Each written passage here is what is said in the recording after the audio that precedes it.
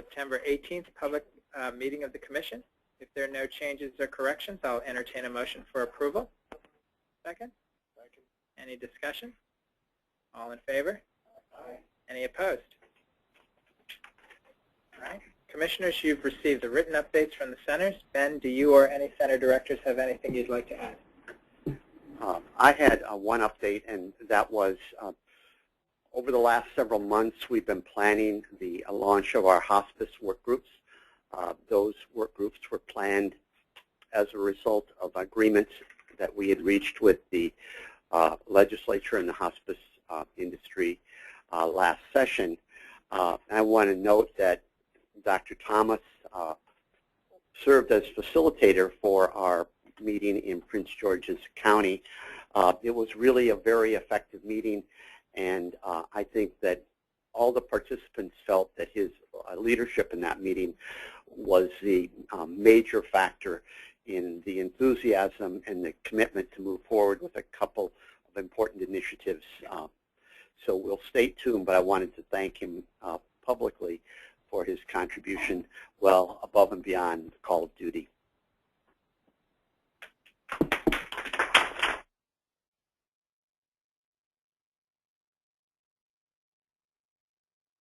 David?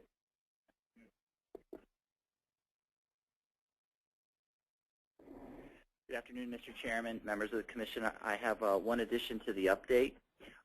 Last month, staff received 4 proposals to the announcement for a grant application for a telehealth demonstration project between a comprehensive care facility and a general acute care hospital in Maryland. 3 applications were selected for an award by an evaluation committee. They are Atlantic General Hospital in partnership with Berlin Nursing and Rehabilitation Center, Dimensions Healthcare System in partnership with Sanctuary of Holy Cross, and University of Maryland Upper Chesapeake Health in partnership with the Bel Air facility of Lorien Health Systems. The demonstration projects are intended to assess the impact of telehealth in transitions of care, and they are expected to run for about 9 months. Funding for the awards is up to $30,000. It required a 1-to-1 match. We anticipate the work to kick off in early November and expect an assessment of the work later next summer, which we will bring back to you for your review. Mr. Chairman, this concludes my update. Thank you.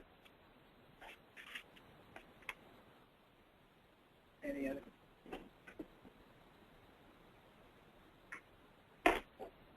Good afternoon. We just wanted to alert you to a really important milestone that occurred last month for us. In July, we signed our contract modification with our current database vendor to shift how we collect our data from annually to quarterly, with the first 2 quarters being submitted in September. We signed the contract modification in July, and last month, on the 3rd week, the portal opened, accepted data. You know, we're still working with people. Everyone's making the transition, but it's up and running. That's such an important milestone to achieve in about 2 months. So we're just thrilled. Thank you. Any other updates? We have one additional update. Is Leslie Lebrecht here?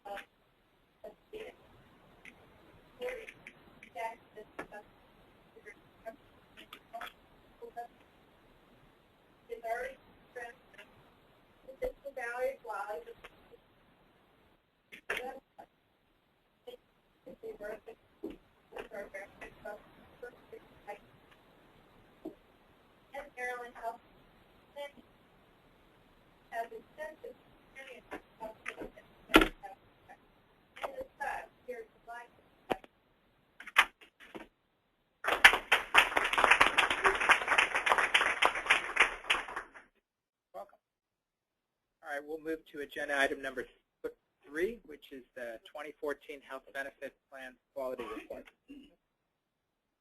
Michael? Hi, I'm sorry. I didn't mean to delay, but I did want to make one quick comment. I wanted to thank the staff for this monthly update. I think it's well put together. It's very detailed and extremely helpful. So I wanted to thank everybody who puts time and effort into this. Okay. Thank you. So the last 2 years, the Commission has put significant effort into making the Health Plan Quality and Performance Report more useful to consumers and employers.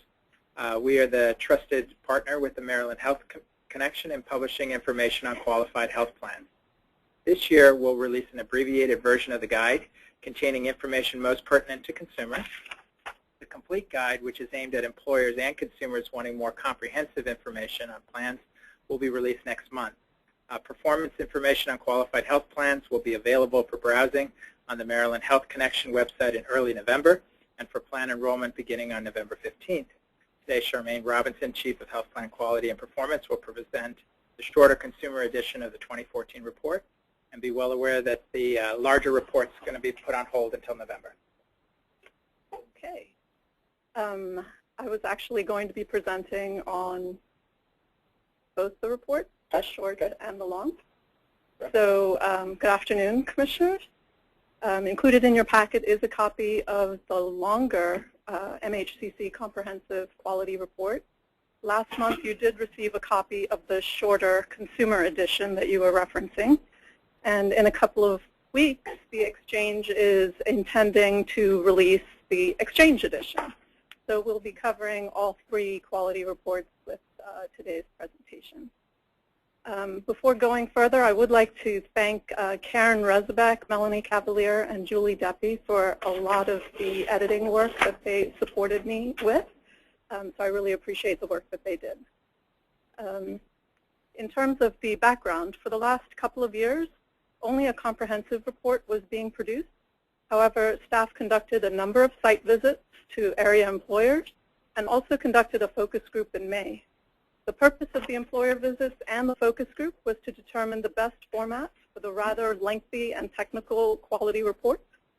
The focus group of 12 representatives from various sizes of employer organizations had different levels of experience in employee health benefits.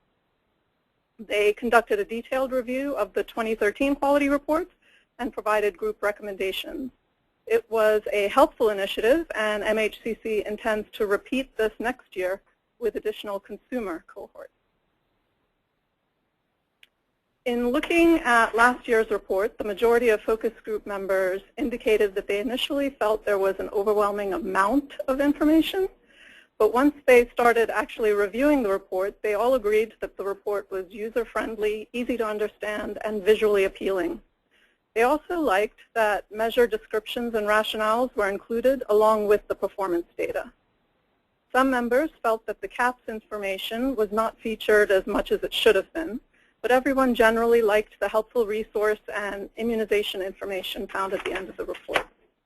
As a result, a key recommendation of the group was to provide a separate report just for consumers with no State of Maryland employee information included.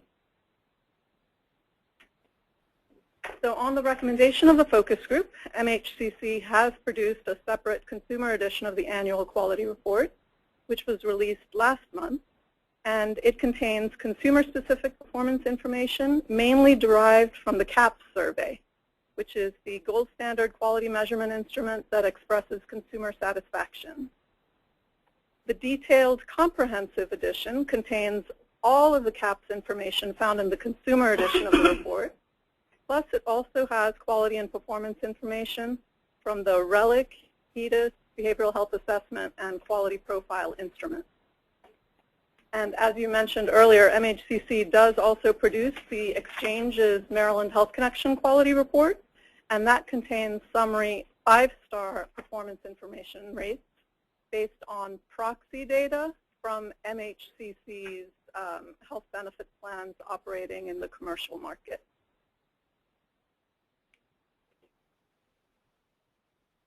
So the quality report series does include helpful information on all the health benefit plans operating in Maryland.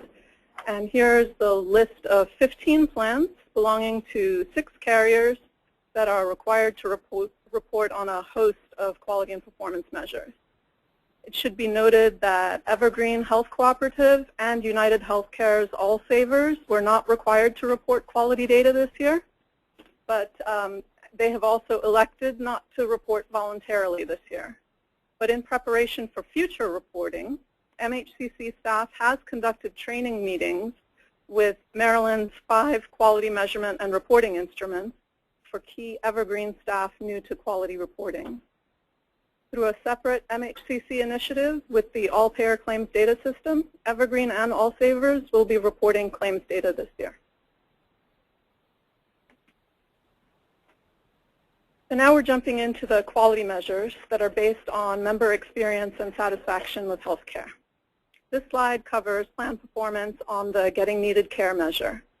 The graph expresses percentage of survey participants who responded with usually or always for the 2 questions listed on the left. In the last 12 months, how often was it easy to get the care, tests, or treatments you needed?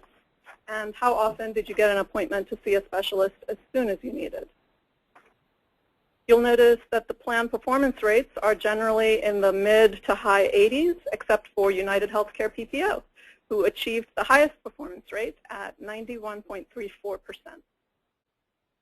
A relative rate comparison for the Maryland average benchmark is also presented through a 3-star rating system.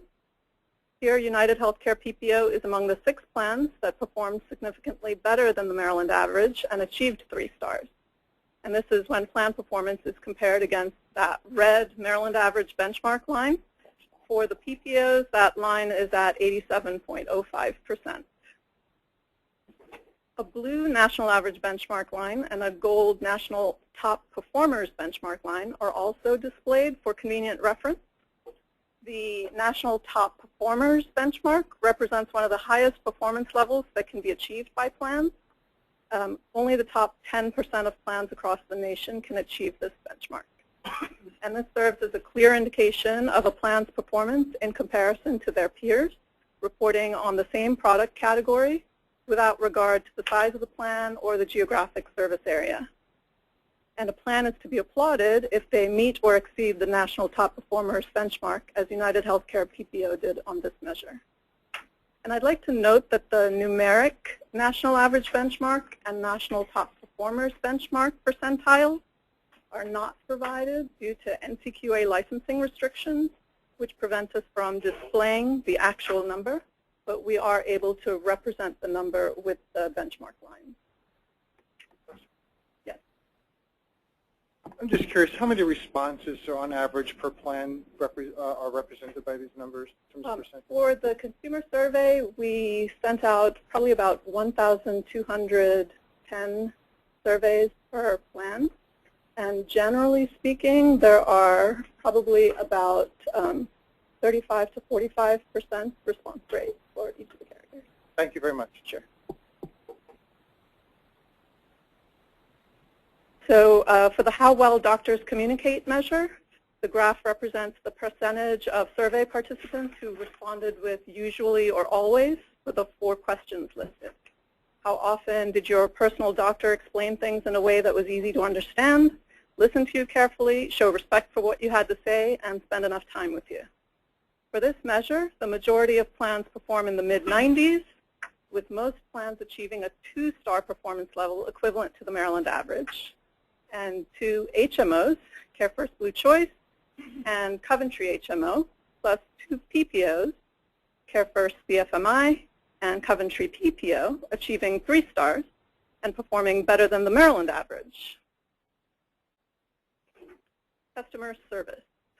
Notice that some of the plans here have a not applicable or NA rating. What this indicates is that many survey respondents likely left the question blank because they may not have placed a call to the customer service department in the prior 12 months. So anytime the total number of responses for a survey measure is fewer than 100 responses, a performance rate of NA is assigned because it's impossible to calculate statistical significance when there's too few responses. So one important thing to note is that none of the measures this year for any of our carriers earned a not reportable or NR rating due to incomplete or bad data or measurement processes. This is a first this year. So we're excited about that. And for this measure, United Healthcare MDIPA HMO is among the nation's top performers. For the measure Good Overall Rating of Health Benefit Plan, the performance rate represents the percentage of survey participants who rated their plan an 8, 9, or 10 on a scale of 0 to 10. For this measure, you'll notice that the Maryland average benchmark is better than the national average benchmark for both HMO and PPO categories, and 6 plans are among the national top performers. Now we're moving from the CAHPS survey measures in the consumer edition to the additional HEDIS clinical measures in the comprehensive edition. May I, just before you make the Yeah. transition, ask you a question? Sure. While it's not presented here, is it possible for an examination of some of these consumer data points by gender, for example? Is it possible? It is possible, but again, you're going to get into those small numbers issues and having statistical significance. You'd have to have significant numbers of respondents from each of the data points that you need to, that you're looking to calculate for. So if you're just calculating for race, if you're calculating for ethnicity Women. or gender. Men, So, 2 groups. right. So there's, everything is possible. Okay. There's costs associated with the survey administration and doing all the follow-up telephone calls and follow-up mailers to encourage more than Understood. 35 to 45% of people But to the data respond. is there and the data is collected. The data is collected at that rate of about 1,210 surveys going out, and different plans have different response rates based on that. There are a few CAHPS measures that come back where there's not enough responses to be able to report on those measures. For example, there are measures for smoking cessation that there are just not enough responses to get statistical significance. The good news for not having that information is that the reason that we're finding for not having those numbers is that more and more people are not using tobacco. So it's good that we don't have performance rates for that reason. But again, to really be able to get all of the different types of characteristics represented, we would have to increase the number of surveys that are sent out and increase the follow-up mailers and telephone follow-up calls to boost response rates. Thank you.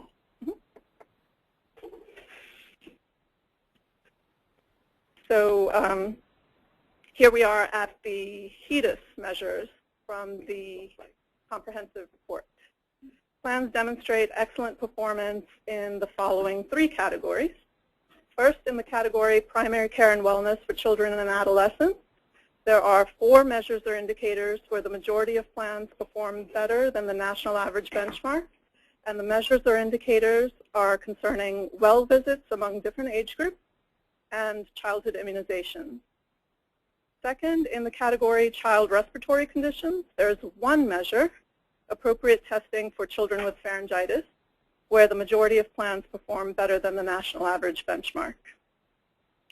Notice that in this display for the child respiratory conditions category, 7 out of 7 HMO and 7 out of 8 PPO plans perform better than the national average benchmark for the measure, where children and adolescents aged 2 to 18 years received a Group A strep test to confirm diagnosis of pharyngitis before receiving the antibiotic prescription.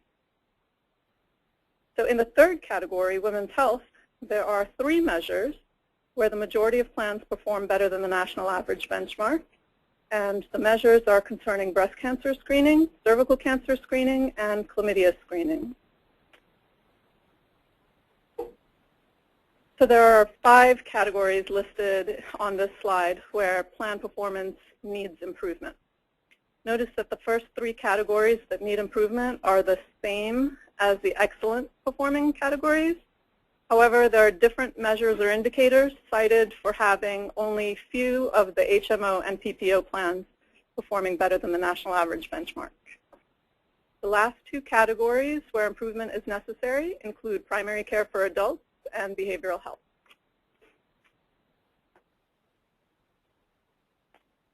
So speaking of behavioral health, the comprehensive report also does include behavioral health information with counts of behavioral health care providers within each plan's provider network.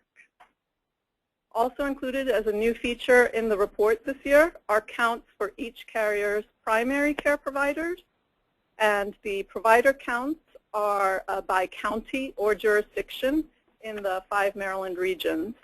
In the interest of time, I didn't include the carrier-specific information on the provider network in this slide presentation. However, all the information is included in the hard copy of the report, which each of you received. So another brand new feature of the comprehensive report is the new disparities section. For some background on the racial composition of Maryland, 4 of Maryland's jurisdictions have a majority minority population: Baltimore City and Montgomery, PG, and Charles counties.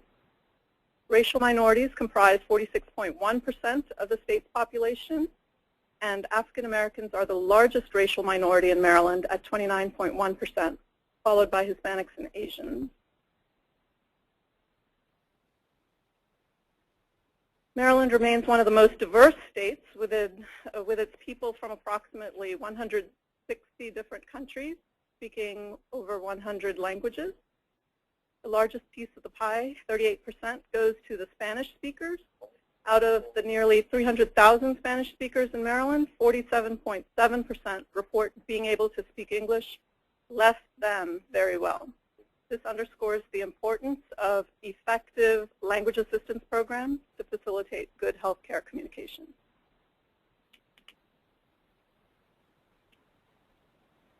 So this measure determines the percentage of meaningful member information sources for relic data elements that are being proactively captured by the plan and that's being captured directly from its members. The proactive data capture may come from enrollment forms, clinical visits, outbound disease management calls, surveys, a number of different methods, and by them being calculated directly versus indirectly is key. So they might also be calculated indirectly, but when the indirect methods are used, like zip code analysis or surname analysis in figuring out any of the relic elements, race, ethnicity, language, that kind of thing, it's not valued as much, but it's still better than not having any data at all. In Maryland, Aetna is the standout performer on this measure at 92%.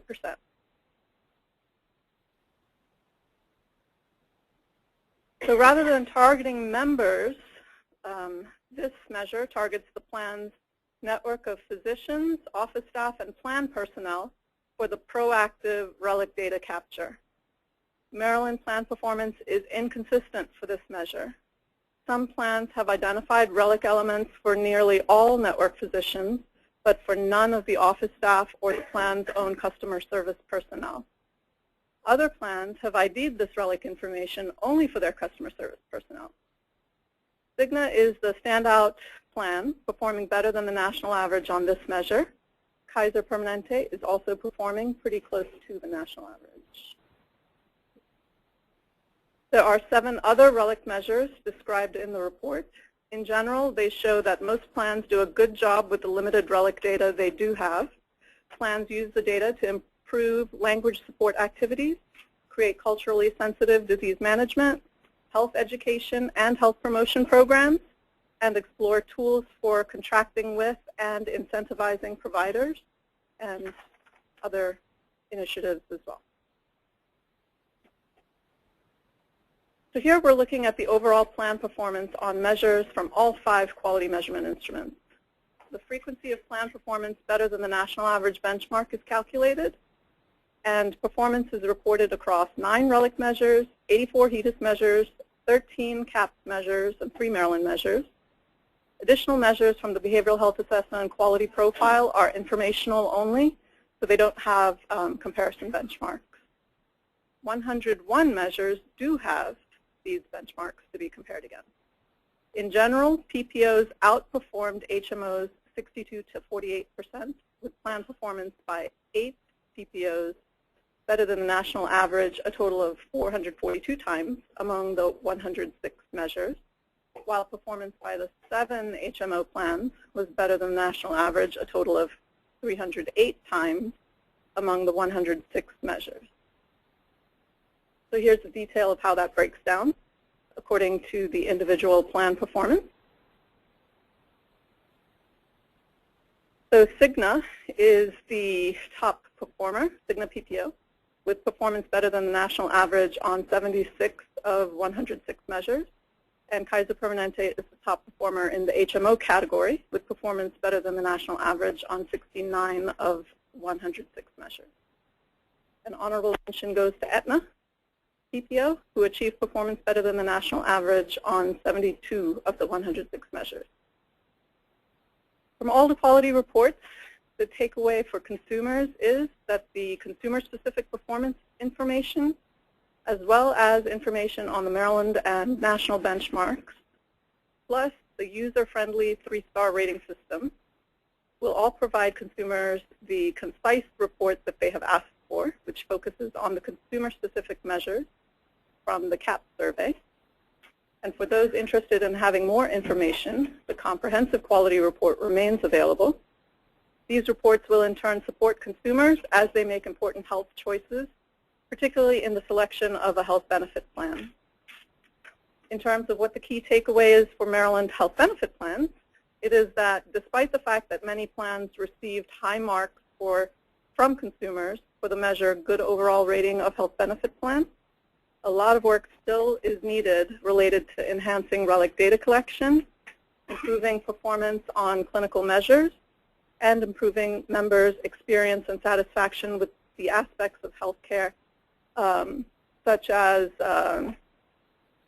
providing members with better information on cost. There are several other measures as well. As you scroll through the report, they'll become evident. In terms of the next steps, MHCC intends to publicly release the comprehensive report following today's meeting. At some point, the exchange intends to release the exchange report in a couple of weeks, but before the November 15th open enrollment period.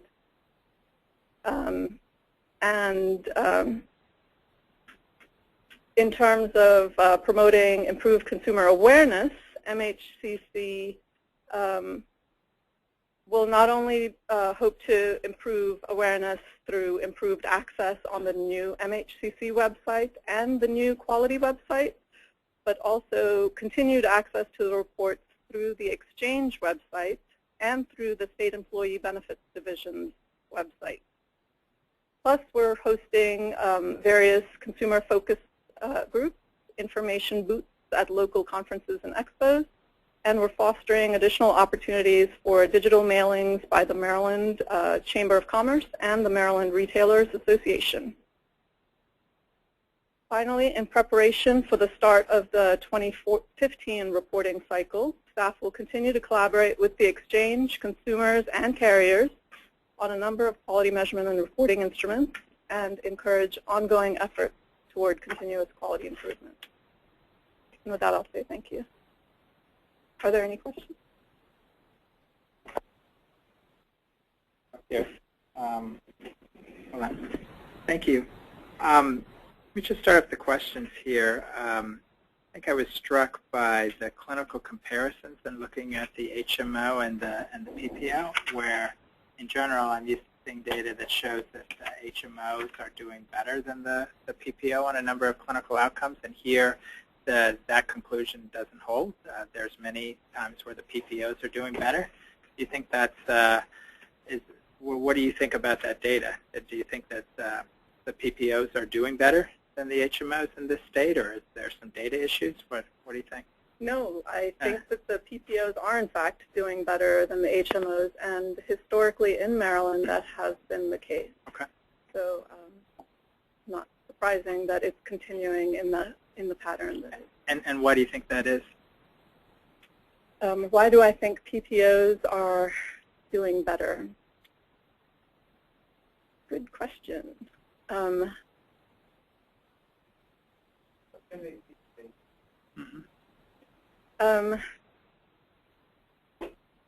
terms of why PPOs are doing better, I would say that a lot of times there is also selection involved. PPOs generally have higher costs associated with it. Generally speaking, members that might choose to enroll in a higher cost plan might also be able to access health care earlier for preventive services and have better outcomes as a result of the early treatment and in prevention, leading to improved endpoint data and overall health outcomes. If I could maybe offer a historical standpoint, I mean, I think that in Maryland, we don't have any standalone HMOs any longer that, aside from Kaiser, they're all a part of a larger payer. And keep in mind that the clinical comparisons, the clinical information, the HEDIS information is based on not only the quality that is provided by the plan, but the plan's ability to gather accurately the information. And I think, as perhaps Commissioner Flagg would disagree with me, but the framework has been in Maryland to, in virtually all plans, to put emphasis on their PPO products that are sold in large employer groups, including the federal employees, including the state employees, including some of the other self-insured employers in the state. That might mean the data systems are more mature, and to the chairman's point, that contributes to somewhat to the differerences that might exist. I think that would be a question that we should take back to the plans as well. On a plan, on a individual carrier basis, why is your PPO performing better than your HMO product, when the principles of HMO products would suggest better clinical performance, especially on preventive care measures? Well, nice job. I think you are obviously proud of this, and you should be. We all are. So I had to have a couple questions for you. Sure. Given the demographic data you presented about the state, 46% of the state of Maryland self-identifies as a racial ethnic minority population. Yep. That I actually think we have a real opportunity in this state to demonstrate what works with those groups, given their size. So my question to you is this: what incentives, in your opinion, do you think would be needed for these providers to get higher response rates? Because at the rate it is right now, we're not going to be able to tease some things out that might be really important. So what do they need, in your opinion, to get a better response rate? Okay, so a couple of things with that. In terms of the response rate, it's for the CAP survey where we're kind of limited with waiting for members to respond to the survey questions. For HEDIS and the other quality measurement instruments, we're able to use administrative data from the health benefit plans themselves to report on all of their members enrolled. So we're not having as many issues with the not reportable due to insufficient numbers of measure participants, people in the numerators. So we are able to kind of switch gears and look to more of the clinical measures, which is where all of your outcomes data are from anyway. The key to being able to look at those measures, though, is to have plans that are collecting RELIC data. We have plans that are not collecting relic data in the state of They're Maryland? in the infancy of this type of data collection, and that's actually why we launched the relic measurement instrument. So now, through using this new initiative of relic, we're able to encourage plans to begin to get this data on all of their members, but go beyond that and also get the data on their provider network and on their own customer-facing plan personnel, like the people who answer the telephones for customer service. So Encourage is the strongest thing we have? we are not being punitive in terms of fines or anything like that. But historically, I would say that in the past, Maryland, it was illegal for plans to collect this type of information because there was a sense that there might be a problem with people getting denied coverage, for example. So that has since been put to rest, and the law has changed to now support plans gathering this information. So plans are now, or have now begun taking an active role in getting this information. They have not made it mandatory for their members to check the box of what's my race, what's my ethnicity, what country was I born in, what's my primary language spoken, do I have a need for interpreter services. You know, they're not requiring members to check those boxes. Therefore, based on member choice, there's incomplete data on a large portion of the membership still. Okay, so and then just the last, this is a marathon, obviously, on this topic, Yes. so we'll be coming back to this. So let me ask you this, this is my last question. How do you think of the primary audience for this report? And in your opinion, how are they using it? I mean, they get it, but do they use it? And in an ideal world, if you really could control everything, how would you want them to use it? Sure.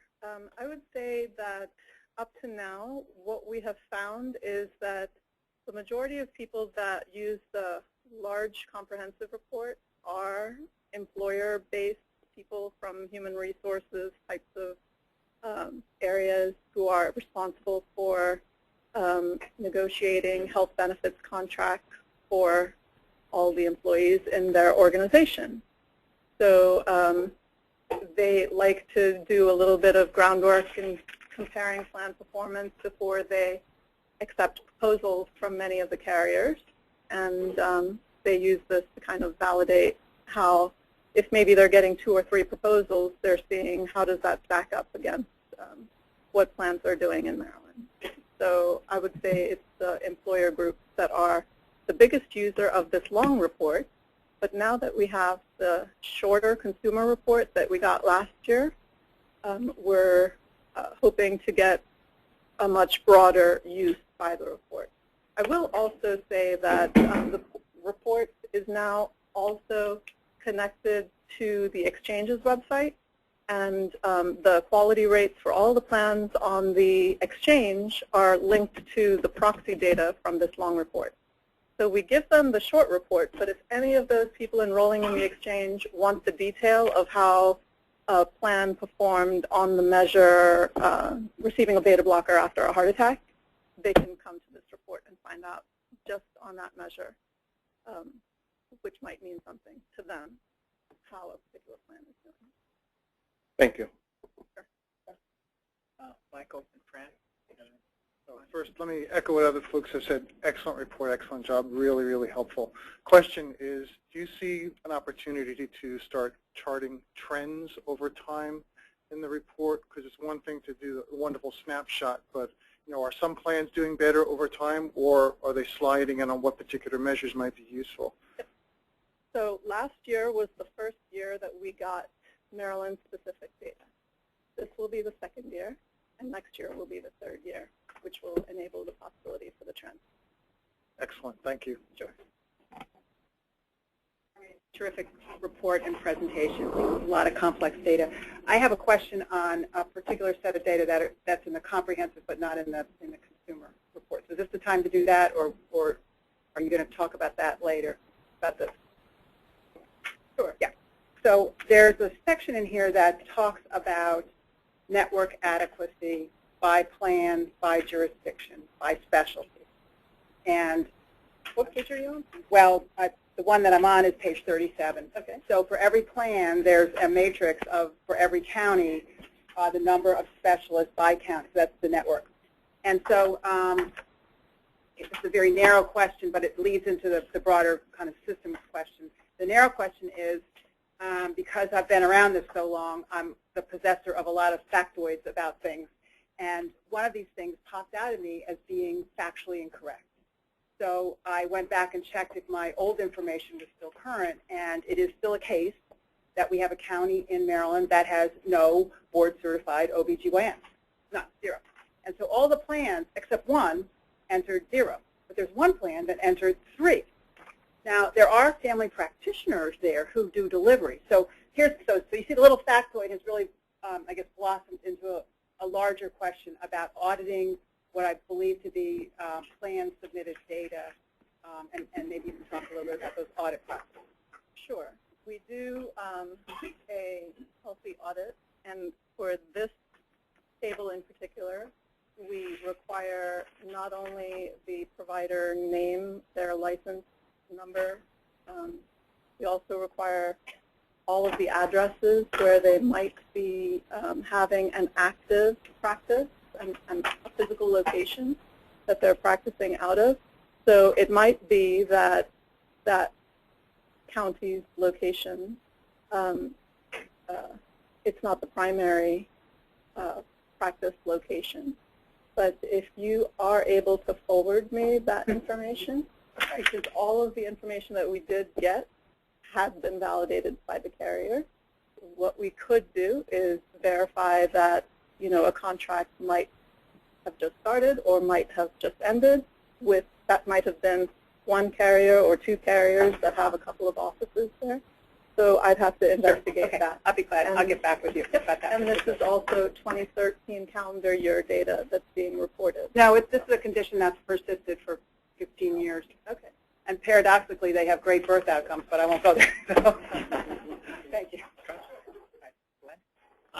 Again, thank you for the report. I think it's great for anyone who's a data geek such as myself. I loved it all. I think this is great for consumer transparency as they make choices. But my question to you and to my colleagues is, what role do we have in looking at this data to improve some of the health performance? I was just doing a little quick thing just based on one of the things I looked at. Based on BRFIS data, we have about 60% of the population over 65 that have high blood pressure and are taking medication currently. And when you look at how our plans are doing on control of hypertension once they've been diagnosed, less than half, slightly over half plans are actually controlling high blood pressure. That leaves about 30% of the population who are currently been diagnosed with high blood pressure who are not having it controlled. And it seems to me like we do all this other great work in controlling hospital infections and trying to increase flu shot rates and all the rest. What are we doing, or what is our role in making sure that we change some of this sort of data so that people in the state are getting better care? Diane? You can answer that question. So go, I think maybe the 2 questions to response. Go ahead, Diane. So 2 years ago, I think we had started to have this debate internally about, so yeah, these are results. And do we simply, is our role simply to report, or is it to drive change? And I think what we concluded is, although our resources to drive change with carriers is pretty limited, we needed to have a follow-up meeting with carriers on how they are doing, not focusing so specifically on one condition or not aligning it, say, with a state health improvement plan, but I think that would be a next step, both an educational perspective. These are priorities in this area, and this is where you stand, but also these are priorities in this area. These are where your competitors stand, and this is where you stand. I think we plan to do that as a follow-up step again this year, to be specifically focused on plan-by-plan comparisons and try to engage them more proactively. And these, not just these are the results, but this is where improvement should be. Beyond that, I think we'd be looking at needing more resources to be more pointed, or to try to bring together resources from elsewhere to launch carriers on the pathway to specific improvement initiatives. And let me just add to Ben's point that, I mean, it's a great question. And then when you get into specific issues, then you actually come to the question, is it the plan's responsibility or is it the provider's responsibility? So that specific scenario you laid out about blood pressure control, would consumers better be served getting more data on their plans, or would they rather know what how their individual physician was doing in terms of managing blood pressure? And that's all part of quality, Actionable. Yeah. right? I mean, if plans are giving contracts to providers that aren't doing proper blood pressure control, that's an issue, because they have to answer to the employers that choose them. I just think it's terrible how much of a failure it is that half of the plans are reporting that half of their patients aren't doing so hot when it comes to blood pressure control. I would like to add that one of the RELICS measures from earlier in the report, if you recall, I was saying that some plans use contracts and incentives in terms of having RELIC data. The next step is, once you have direct information on RELIC data, how effectively are they using these contracting initiatives and incentive initiatives with their network of providers to drive continuous quality improvement. So again, we're at the beginning stage, and we are on, I think, on the right path toward exactly what you're talking about. So if I may, are we good? When I asked, how are people using it? Okay, so right now, if I understand it, HR does for what plan? But are the providers asking the same question you're asking? And if they're not, and if our only lever is influence, then how do we step that up a little bit? Because if they're not asking that question and it's just market share, we're kind of missing the point. Okay, so I do want to say that plans have actually been very active in wanting to improve things for their members. So I don't want to give the impression that anyone's being dragged along reluctantly. Or nothing like that is happening. I think it is everyone is actively engaged in wanting things to improve in their lives. So I'm encouraged by the open channels of communication and active participation and sharing of best practices, despite the fact that there are, you're sitting right next to your competitor in these meetings, and they're very well attended, and there's a lot of active discussion, and plans really are looking to improve things for their members. Yeah. Diane. Thank you. I will echo that this is excellent, and one of the things that we're kind of touching on is sort of like the value chain. You think about the value chain in business. I think of this as a quality chain, and the health plans have a role. The employers have a role in the incentives, the benefits that they buy. The plans have a role in the contractual incentives that they have with the providers. Providers have a role in their relationship with the patients. The patients have a role in the outcomes. And so the more that we can engage all types of stakeholders in this work and think about what is the accountability for each stage of that value chain, that's where you really move the needle. It gets very frustrating for folks to be held accountable for something for which they only have a a piece of the control, and it really is a community-wide effort. That actually wasn't my question, though. So I just had a very quick question, which is on the data, the RELIC data. Am I interpreting this chart correctly, where it says for member information, is the plan getting accurate RELIC member information, which goes to the disparities, the race, ethnicity, language? CareFirst, 0? They're not collecting it at all from members? Am I interpreting that correctly? Not yet, but they have begun. So they're taking steps now to do that. All right. And it would be, I would. It's accurate as of that time. All right, all right. I just wanted to make sure that that I interpreted 0 is a stark number. That's why I wanted to check. And does the state, who's helping them so that we have some standardization across how it's being done? Who is helping provide them with the training and the standards and best practices for collecting this kind of data? They have this information. We're certainly a partner to support them in any way that we can if they ask for. But in terms of, it's not that they don't know how to collect this information. It's not that they need training. Really? Per se. So why isn't it being done? Remember earlier when I said that... Against the law? Yeah, basically. How long ago has the law changed? Yeah. So they recently resolved it, I think, to just this year, except that the law has changed. I think it's fair to say that although CareFirst is been a leader in a lot of different areas, in this particular area they lag, and we see this both in terms of this initiative on the APCD, the collection, gathering of race and ethnicity data is also one where they have not put as much emphasis in it up to this point.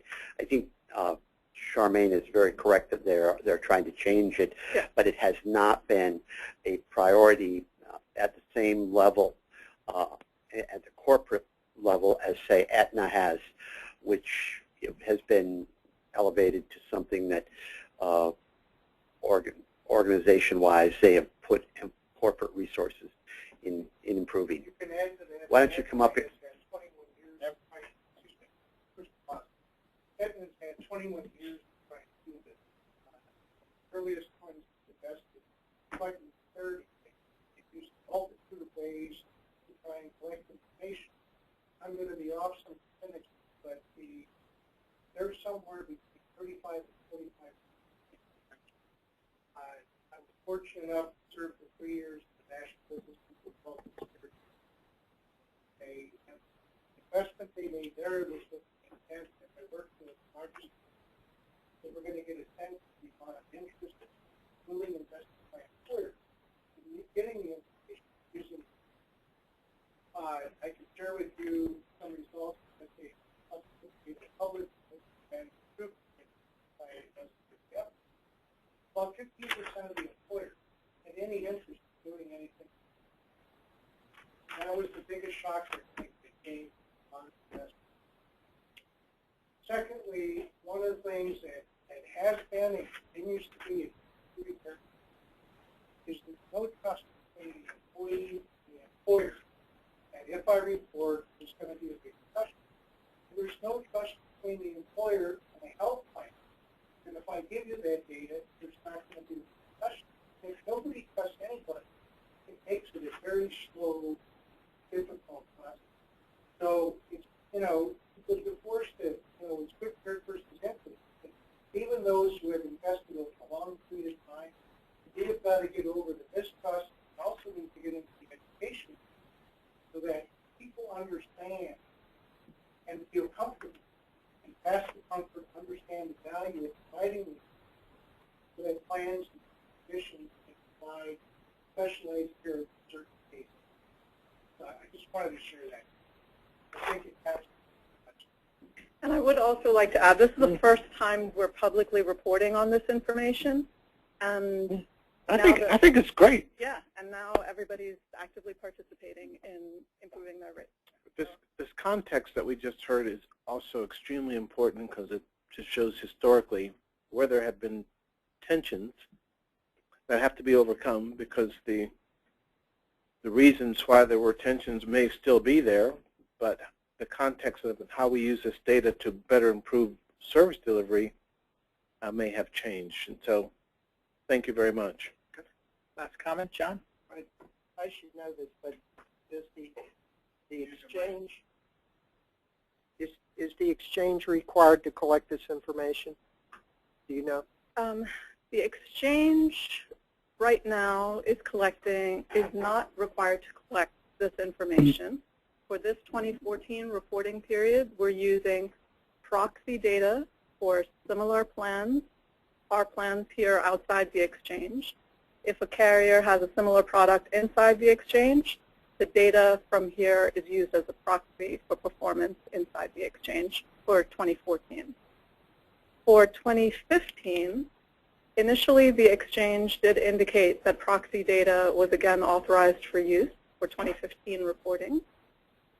However, there are some new regulations coming down from CMS regarding the QRS reporting system that has a total of, I believe, 49 measures, so much fewer measures than what we require here in Maryland now for plans outside the exchange.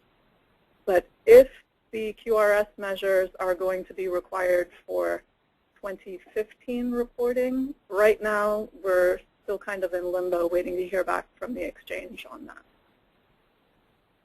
Well, I would suggest that if everyone agrees this is important, then the exchange should be required to collect the data. So I just want, in terms of clarifying the race and ethnicity questions, that in the enrollment process through the exchange, race and ethnicity is collected. And the application includes those data elements. Not a required block. It's not a required block, but I think you have strong incentives for providing that through the application process. Okay. Both in shop and individual.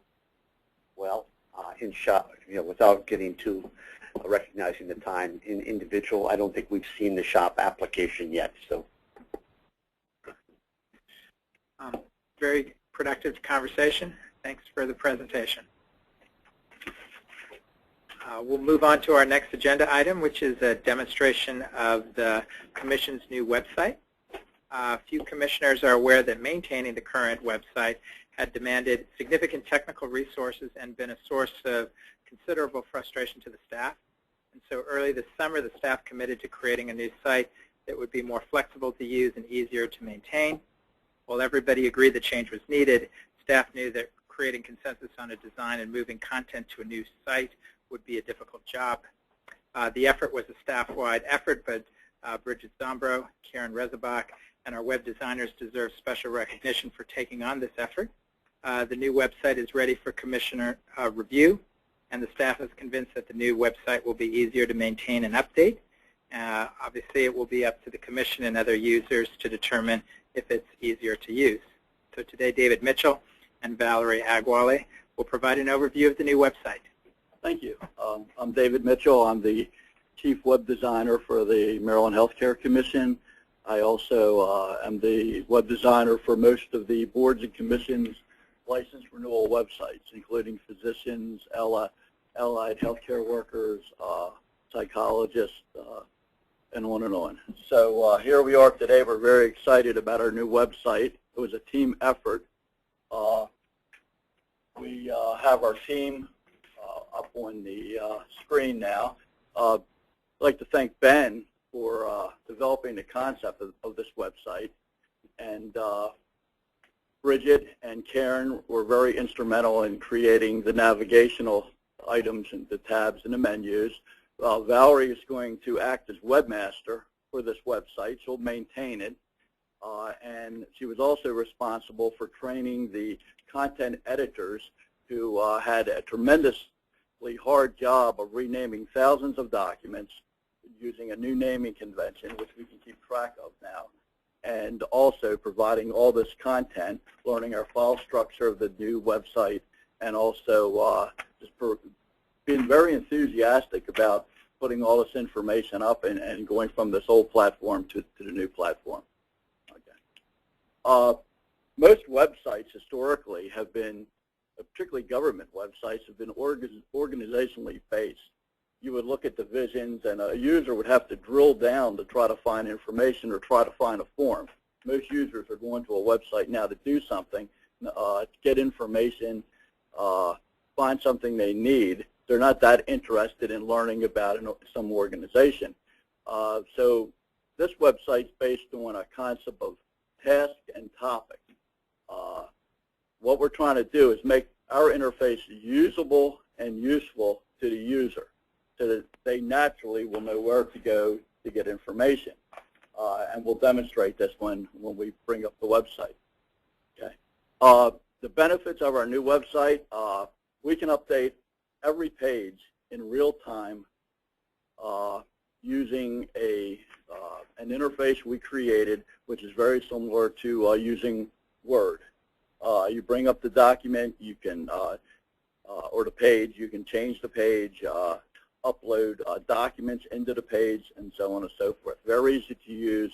And our web editors, we have various web editors in each center, and they'll be responsible for maintaining the information. We also have a stamp on every page showing when it was last updated.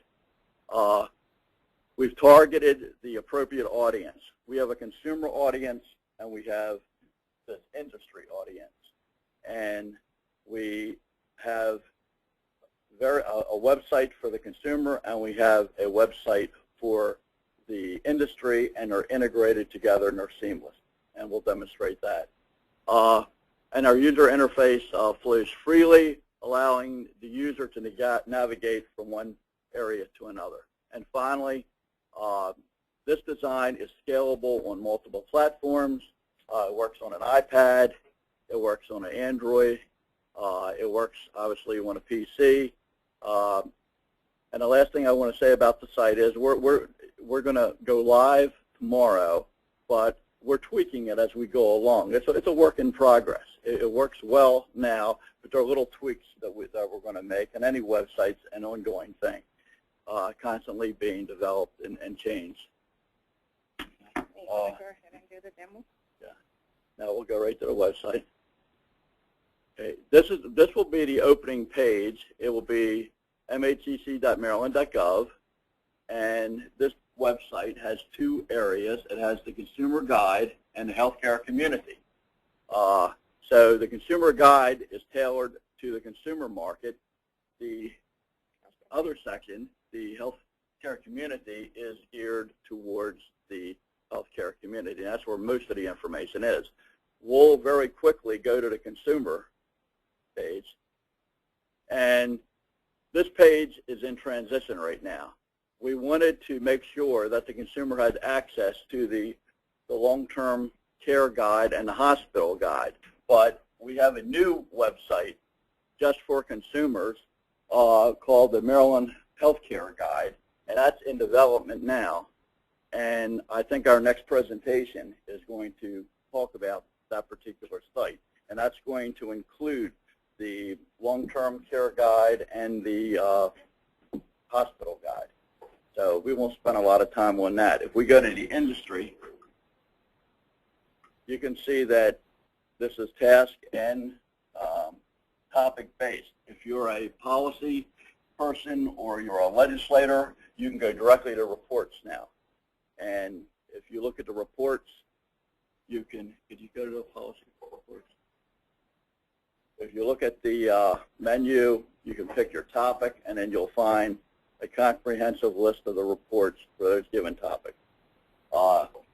Again, if you want to see something with the facilities, healthcare, IT, advanced primary care, these are again topics, and they point to various tasks that the user would be dealing with or looking or things they would be looking for. We also have a new Commissioner Log On page. And Valerie will demonstrate that with her log on.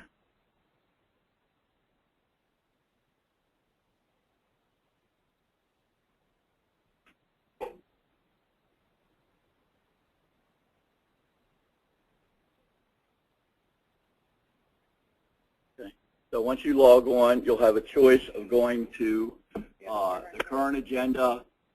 You'll be able to go to past agendas or any other information that's available. What's the advantage of this is, with the new log on, you'll be able to leave that page, go to other pages, and still be logged on. So go to policy. Now go back to Commissioner's log on. You're still in, and that log on will last for a day or until you log out. It's your choice. So that way you can navigate through the website and get back to your agenda or wherever you need to go.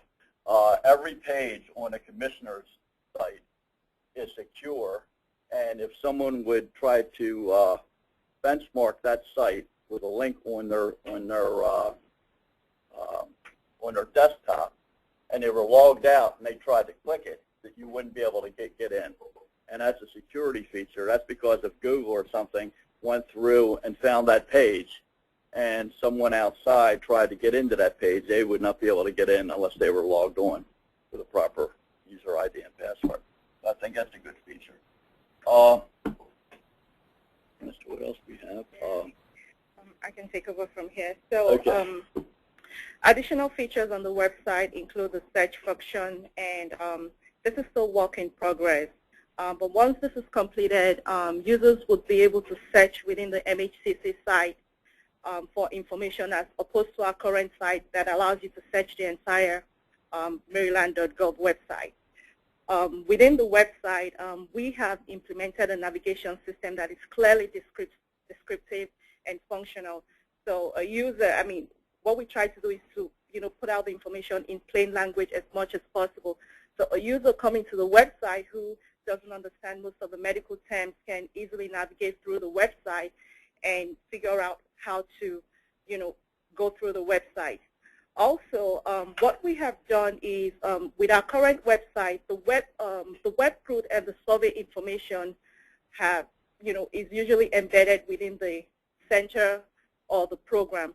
So what we have done is we have placed this information on the home page. So if a user comes to our home page, they can easily access this information. And if they click on work groups, they can see a list of all the active work groups and also be able to access any meeting materials or agenda related to that work group.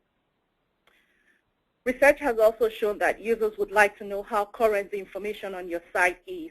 So what we've done is at the bottom of every page, when a user visits the site, they're able to tell when this page was last updated. And we have also implemented minimal clicks, because this is a best practice when you're implementing a web design. So at any point in time, a user can easily navigate between the consumer guide and the health community guide without having to, go through multiple clicks to find out, to retrieve an information. As a team, we're very excited about this new website, and we welcome your feedback and comments.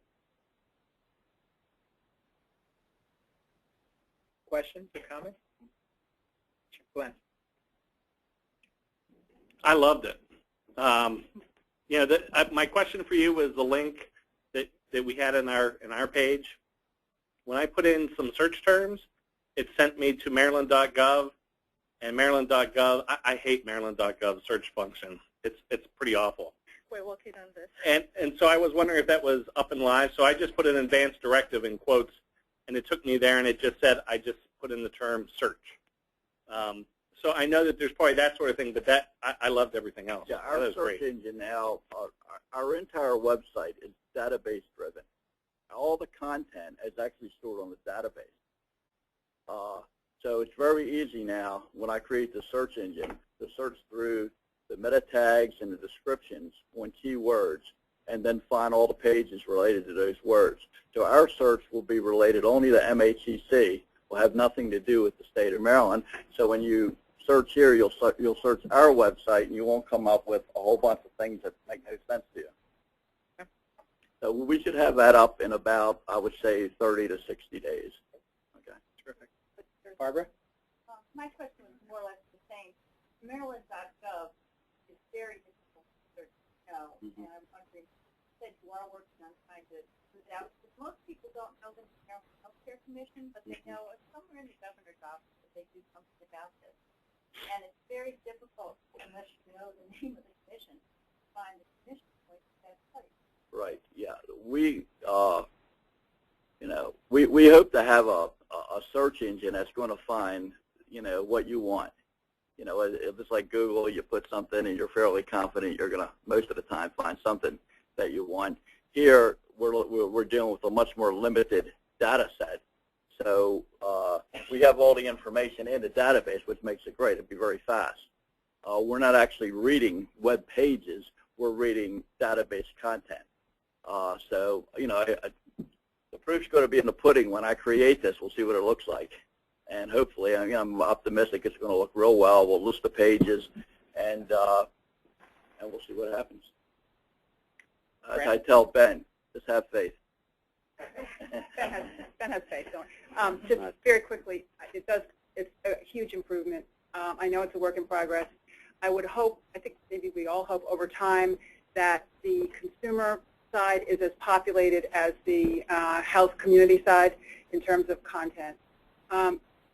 And then thirdly, the issue about search is important, but it's also important if there's not right now a good search function outside of MHCC data, that there are links. So I'm thinking that the consumer that goes on and looks at the long-term care report is going to want to have some suggested links to Office of Healthcare Quality or Medicare Care Compare, whatever that website is. So I don't know if that's already built in there or not, but that's some of those more obvious links would be one short of a really robust search engine. Okay. So just to be clear about the search function, that there's going to be a search function when we migrate to the new site.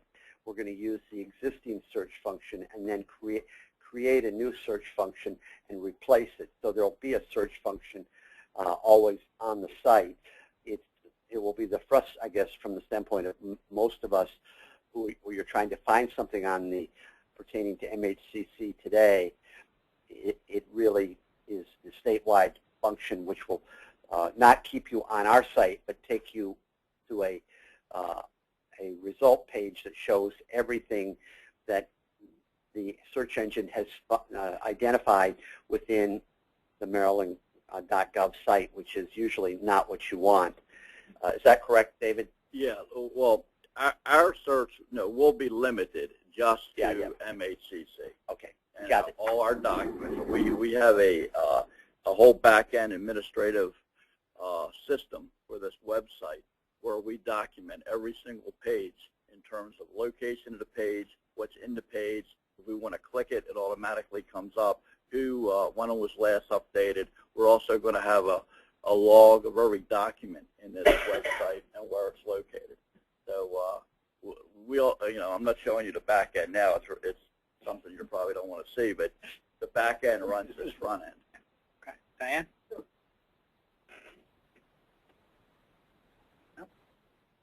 All right. I agree with Glenn. This is excellent. It's wonderful. In looking at and I realize it's a work in progress, when I look at the consumer version and I go to hospitals, I expected to see some hospital quality information. Great, sort of I realize the plug-in to the map of the hospital locations. Will there be the quality information that's there as well? Or? Yes, there will be, and Ms. Teresa will be demonstrating that after us. Yeah, that's like I said, we're in a transition period here. We didn't want to bring this up live and lose, these critical guides. So we wanted to have those, but this other site is going to take the place, and that will be integrated into ours. So it will be a seamless transition going to their consumer site, the standalone product, and back to our site. If there are no other questions, that's a great transition, because we can sort of click on the right to Maryland Hospital Performance Evaluation Guide.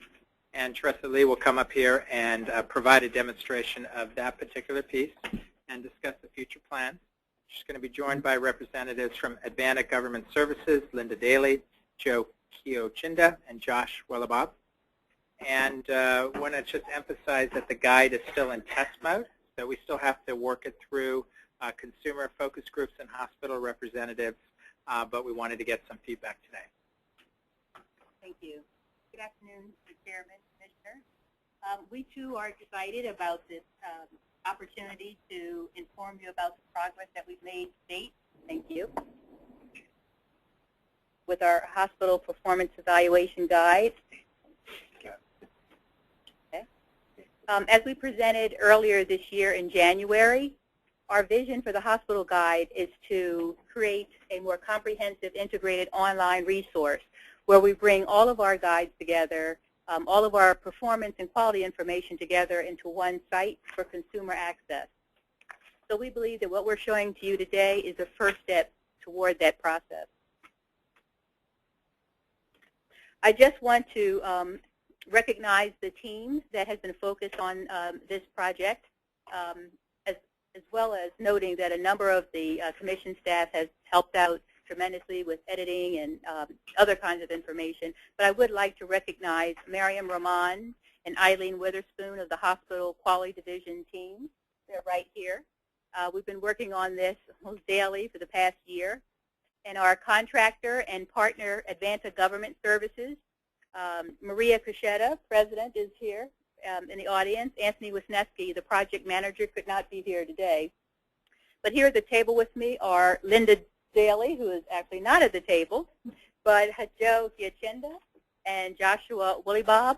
And Joshua and Joe will help to answer any technical questions that you have. In terms of the outline for today, I just want to very briefly go over the current system, the Hospital Performance Evaluation System, and talk about how we're transforming that system by reallocating our resources and collaborating with other agencies and engaging consumers. And then we'll go into the demonstration of the test site. In terms of a background, the hospital guide was initiated in 2002, over 10 years ago, and we've added a number of data systems over the years, the HAI being the biggest initiative that we've undertaken. But I want to point to 2009, where the Commission made a strategic decision to invest in the infrastructure to support the hospital guide by creating the Quality Measures Data Center. And the Quality Measures Data Center is a website that includes a secure web portal for hospitals to submit quality and performance data directly to the Commission. And it was also an opportunity for us to build in a data validation component, and we use the website as a communication tool with our hospitals. In 2014, I should add that we greatly expanded our data reporting requirements by aligning with CMS requirements, and that was done in collaboration with HSCRC to support the waiver modernization project. This is a screenshot, or two screenshots, of the existing system. To the left is the old hospital guide, where we would come to you before you every quarter with updated information, and the pricing information that was available on our existing system consisted of a PDF document provided to us from HSCRC, and that PDF document provided the top 15 APR DRGs and the charges associated with those top 15 APRGs for the state, but not hospital-specific common conditions, which is one of the improvements that we've made in this site. And then to the right, the screenshot, which is what we call the Quality Measures Data Center, is the actual website that has the secure web portal. And then the public side of that website was the area in which hospitals would come to view information on requirements, scheduling, when we were doing the validation, those types of information to help them continue with their reporting requirements. The new system that we're now putting into place, we at one point did call it the Maryland Healthcare Guide, but we have since changed it to the Maryland Healthcare Quality Report. So I know you've seen a lot of terms throughout this document, but the Maryland Healthcare Quality Report is what we view as a single point of access to information about healthcare quality in Maryland. It is our new system. It's a system that we've been able to put together in working with HSCRC to ensure that their use of the quality measures data and the patient experience data that's used for rate setting purposes, and the capture of that information under our new streamlined process would still satisfy their requirements and their the individual hospital rate year, the application of that quality-based reimbursement program for the time frame that was required for that system. We've also strengthened the role of the consumer by holding focus groups throughout this process to gather information on what concerns they had with the old guide and what they viewed as most important in terms of what to be reported. And we also asked for information and feedback on the look and feel of this new website. We're also using the more current technology, integrating other data sets, because the older guide was on the Commission's older survey, and it was built on software that was pretty old, static pages. It was not, we weren't able really to integrate the data as much as we would like. And as I mentioned, our process over the past 9 months has included collaboration and consumer engagement. We've worked throughout with HSCRC to ensure that the data, the new timelines for our streamlined process would meet their data needs. We've also worked together to identify the new metrics that we've added to the site. Those metrics include inpatient quality indicators and patient safety indicators that are NQF endorsed measures that we are proposing to add to the site. We received the SAS code used by HSC, or developed and used by HSCRC and vetted through the hospital industry and the CFOs in terms of how to present hospital charge information. So our first release of the charge information is consistent with the way in which it's been presented previously, the methodology, but we have enhanced it by, as I said earlier, moving to 25 most common procedures, most common conditions for the state, as well as the 25 most common conditions and charges for individual hospitals. We have worked with CMS to try to get direct access to hospital data. We had made much progress, but in working with the QIO, as you all know, the QIO has recently changed, so now we have to reestablish a relationship with the Virginia QIO to make that happen. The Agency for Healthcare Research and Quality has released for several years a website tool. It's called Monarch, My Own Network, powered by ARC.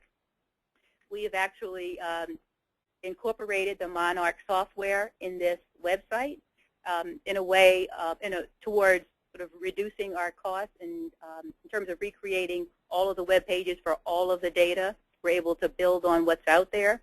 We believe that the next release, the proposed release of 6.0 of Monarch, will be an open code, open source, and will have greater flexibility in maneuvering and manipulating that software.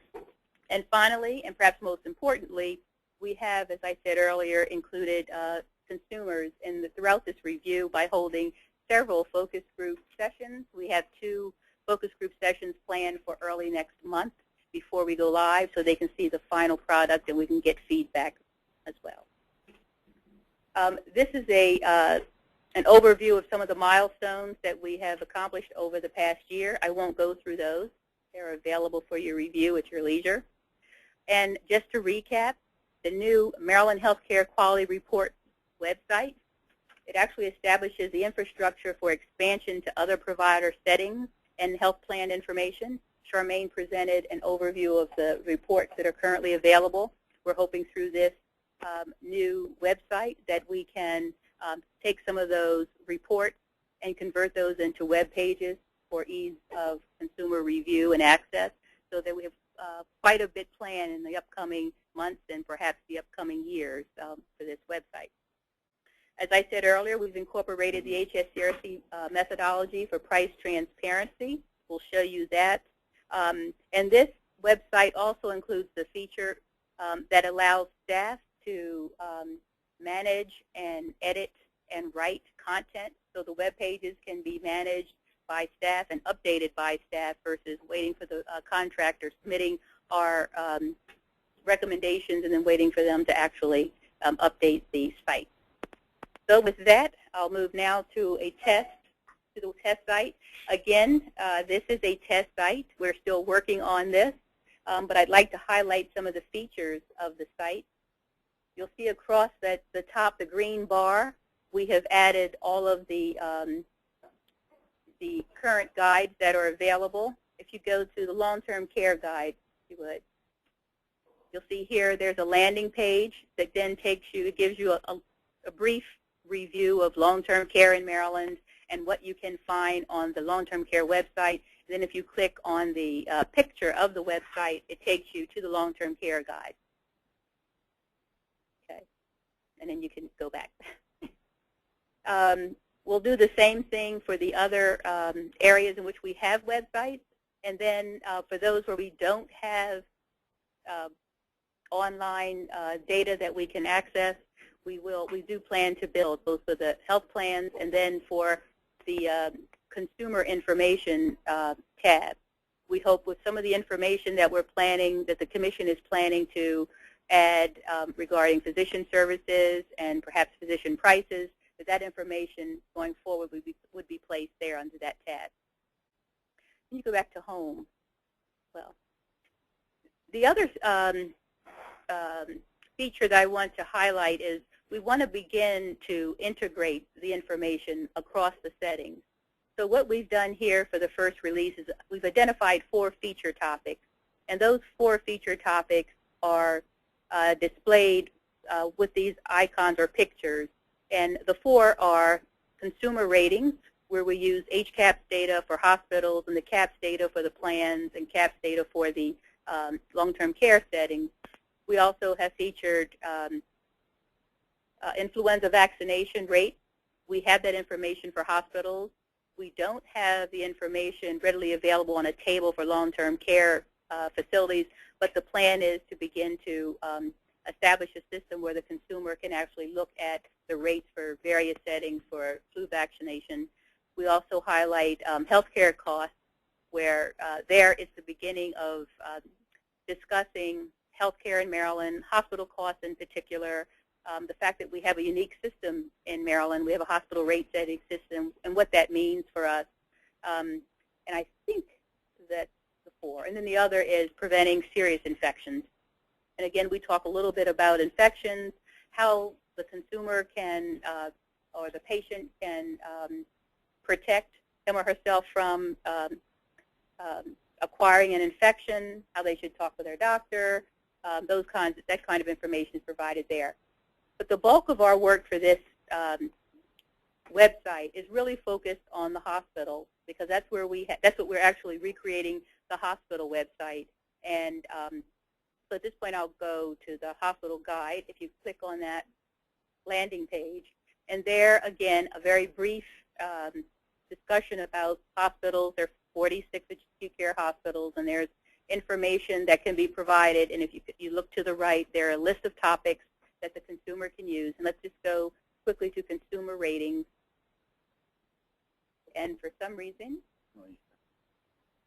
there it is. Okay. Well, if you go there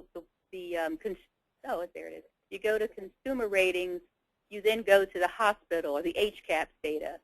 And again, the page just gives some introductory information. It tells you statewide how Maryland hospitals compare to hospitals nationally in terms of how patients rate their hospitals, and would patients recommend their hospitals to friends or family. But so I think I just want to pause here and make a key point, which historically the website has compared Maryland hospitals among themselves.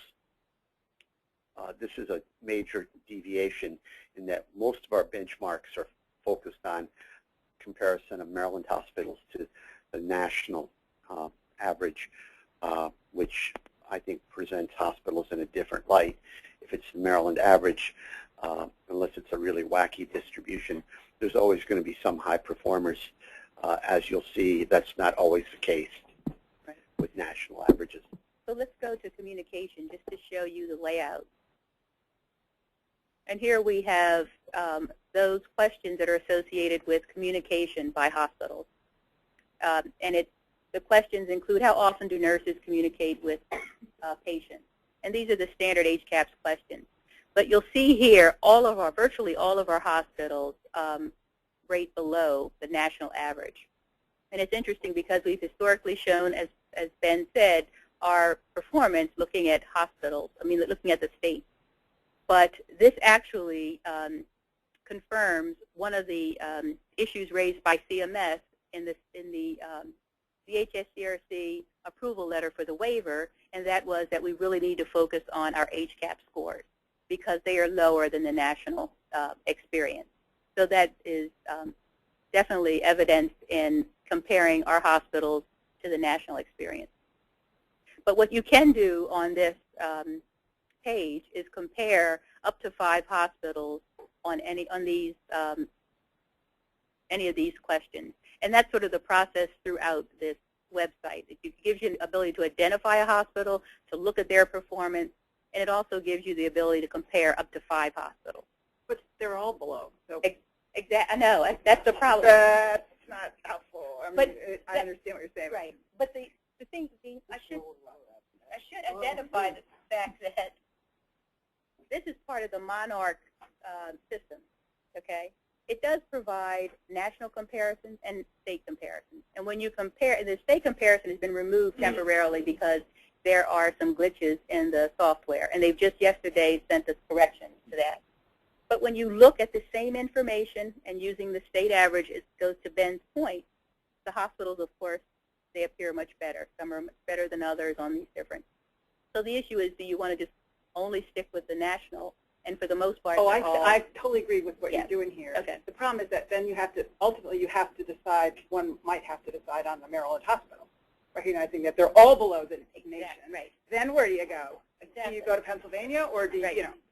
So. Right. If I could quickly point out, too, if you show under display type, where it says symbols, and then drop it down and see where it says symbols and risk-adjusted rates, it still is below, but at least it gives you the number so that you can start to differentiate. Now, there may not be a statistical difference between a 79 and an 82, but at least it's a little more information than just seeing this sea of, I was going to say purple, and in Maryland, purple's usually a good color. Yeah, it's purple. Common color. So this approach is throughout. You can compare hospitals on all of them in these various metrics. Right now, just the national. You can look at just a symbol if you're interested in just that. You can look at the symbol and more detailed information. And there's also an option, if you could look at to show the bar chart there.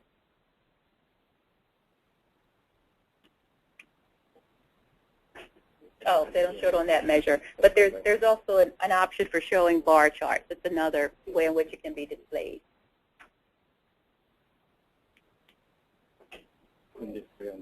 Okay. So let's just go. Let's leave the. Let's go back to. So also, Shafe, at this particular point, when a consumer is on this page, you can still list all of the topics.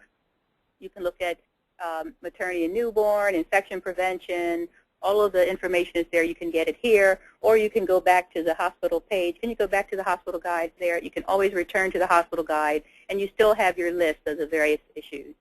In the interest of time, let's go to the, before I go to that, I just want you to know you can find a hospital. Let's just click one hospital so you can see the map. I believe someone raised that. We can do Anne Arundel, the first one, hospital name. Yep. So this is the information that you get for each individual facility. So there's a profile to the left below the map that tells you just some basic information on the services they have available. This information is still being updated, I believe. Yeah. So don't pay attention to the values at this point. And then all of the metrics, again, are right there for the hospitals, for that individual hospital, and you can open it up and see the detail for it. So if we could go back to the hospital guide, there, yeah, okay, and go to the top 25 medical conditions and charges. To the hospital combined.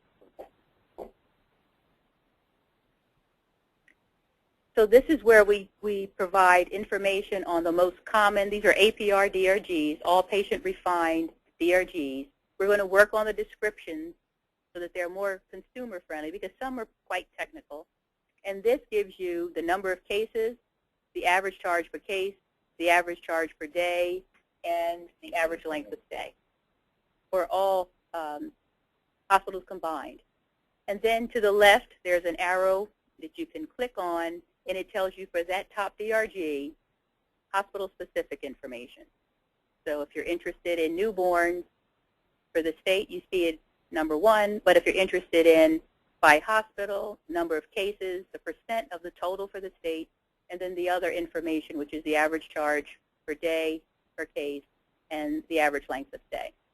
So we'll be looking for our commissioners to give us some input in this. These are, I would call them quasi-adjusted, severity adjusted. Without getting too much into the APDRG system today, there are 4 categories of severity within each APDRG. So we don't know for any one hospital what the distribution is below within that APDRG. So hypothetically, to make it an apples-to-apples comparison, what the HSCRC methodology is to adjust each of the total counts for severity within that. So you have something close to an apples-to-apples comparison. But trying to keep in mind that this is aimed at consumers, that may not necessarily be the most appropriate approach. And we're thinking about that before we go live on what it should be that consumers would actually like to shop on. Okay, and then this, again, we don't have to go there, but you can identify an individual hospital and get the same information. And I should also say that Advanta is also working on analyses of the financial data to look at charges for elective procedures and to begin to do an analysis to see what would be most relevant for consumers, particularly if they're going in for an elective procedure and there may be a copay, and they can also choose between different facilities. So that information we're also working on to refine this. But at least for this first release, we're using the methodology that has been agreed upon with the HSCRC, since this has been their function for some time, and we're now integrating that into this website. So unless you'd like me to go further, in the interest of time, I can take questions, I think, at this point. Okay, why don't we move to that? Let me just make one comment, which is I reflect upon conversations we've had about this sort of a year ago, 2 years ago, 3 years ago, and it's just remarkable, steady, and sometimes quantum progress, and so this is just terrific to see today. So thank you. I appreciate all the hard work that's gone into this. Comments or questions? Question? One question that I had, and because you didn't speak to it, at the bottom of the page it has provider and MHCC homepage. Yes. Login? Yes. And you get something more if you can log in? Well, as I said earlier, the website originally was built for for hospitals and for the submission of their data through this secure portal. So hospitals will use this website to go to the provider login. They already have the password, user ID, and they submit their quarterly core measures, HCAHPS data. We plan to expand it for the NCDR, cardiac data, and other data sets. So that's where that private side is, yes. If you just click on the MHCC, that takes you back to the MHCC website. So our main website will, it won't, I don't think this works at this point, right? But that would, you click here and you go to this website and then back. So yeah, you click the back button. I think, Josh, did you want to? If I could just speak to the website structure a little bit. Teresa had mentioned the quality measures data center where they can log in and upload their own data. Due to the way that we have set up our secure permissions, MHCC staff can also log in and update the content on almost every single page on the website. The website is completely driven by the staff. If they don't like the verbiage, if they don't like the text, if they don't like the design, they can go in there and edit it simple as pie, just like you would a Word document. We also mentioned, using Monarch. We are kind of the first state ever to really use Monarch in the way that we have. It's really incorporating Monarch to the core level. Lots of times states will download the software and all they'll do is just generate a website from it and call it done. What we did is we generated the Monarch website and we actually went into the code, extracted numerous elements, and installed it into our website.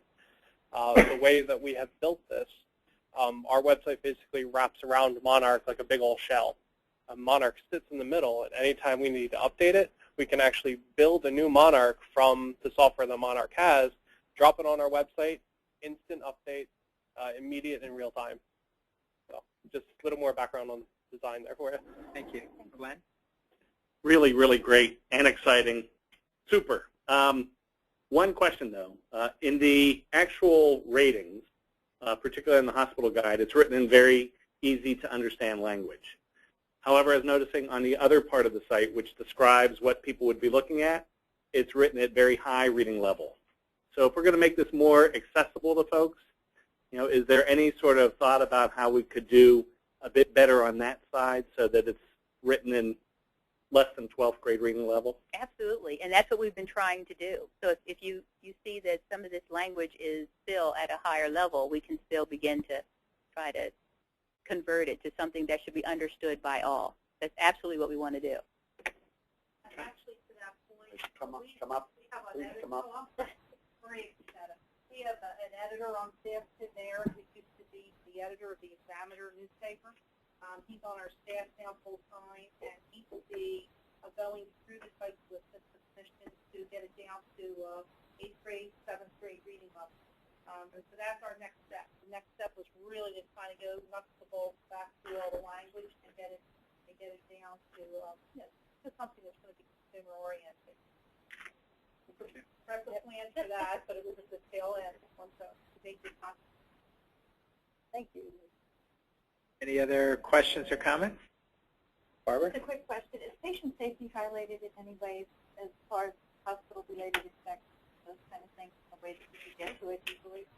Well, we are proposing to add patient safety indicators. So if you look on the hospital guide, quality measures, let's see, patient safety is one of the categories. Is it refined data?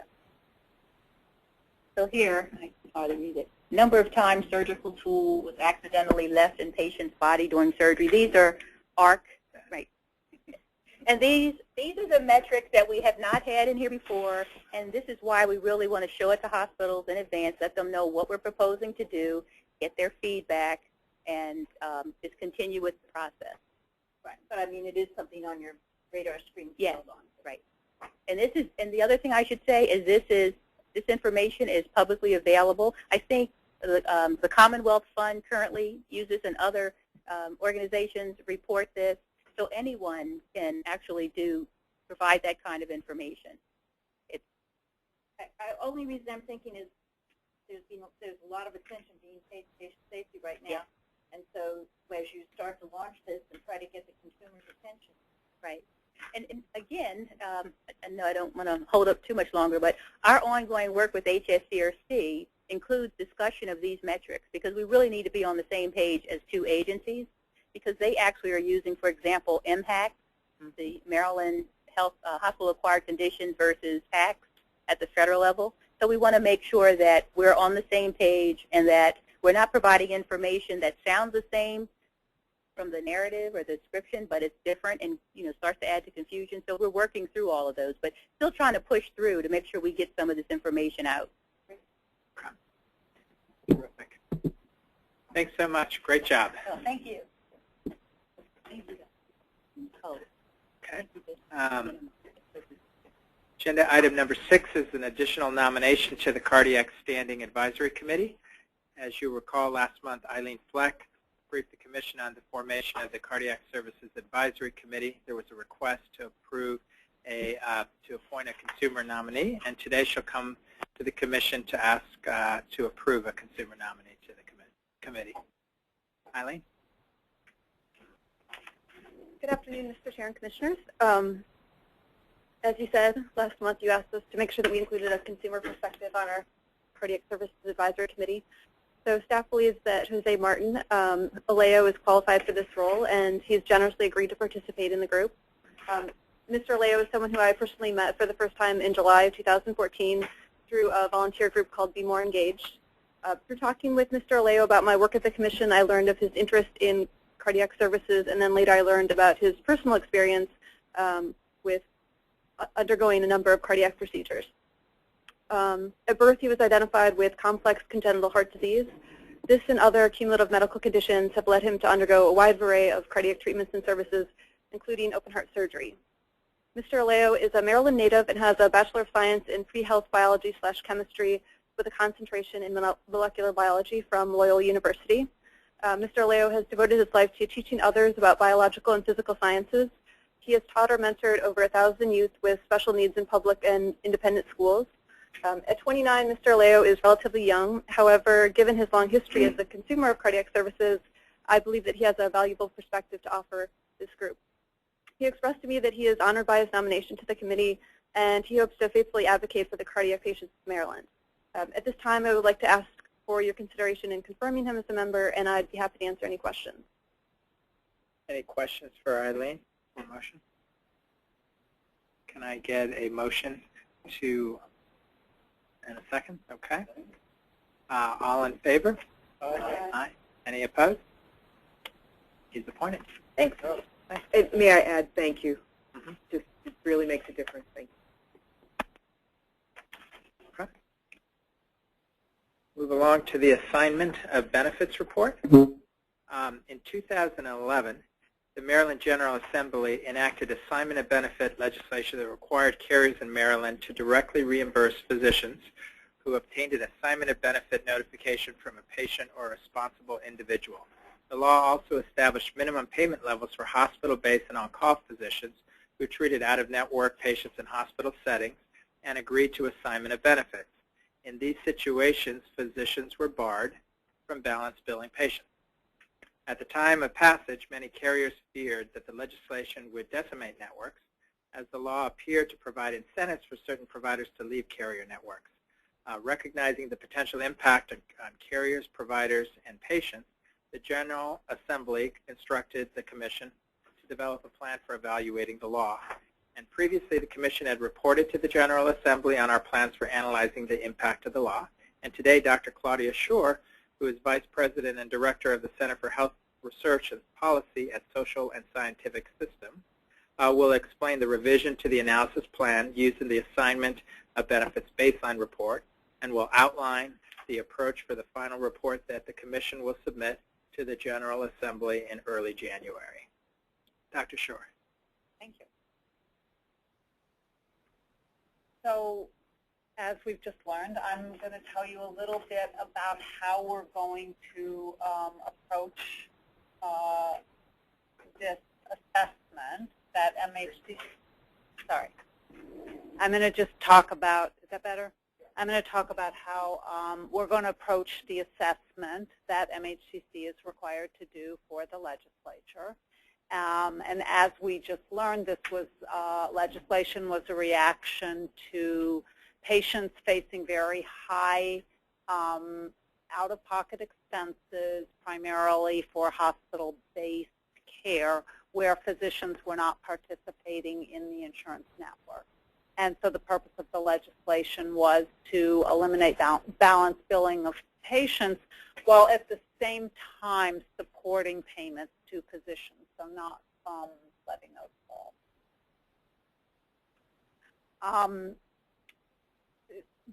The legislation basically is limited to non-HMO plans and focuses on hospital-based care, hospital-based and on-call physicians, hospital-based care delivered to by out-of-network physicians, again, non-participating physicians.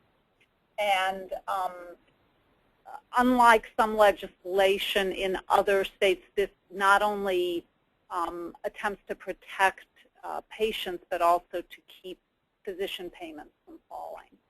So there was a baseline analysis conducted for the 2010 calendar year that was submitted previously, and the assessment of changes, or the report on that, is due in January 2015.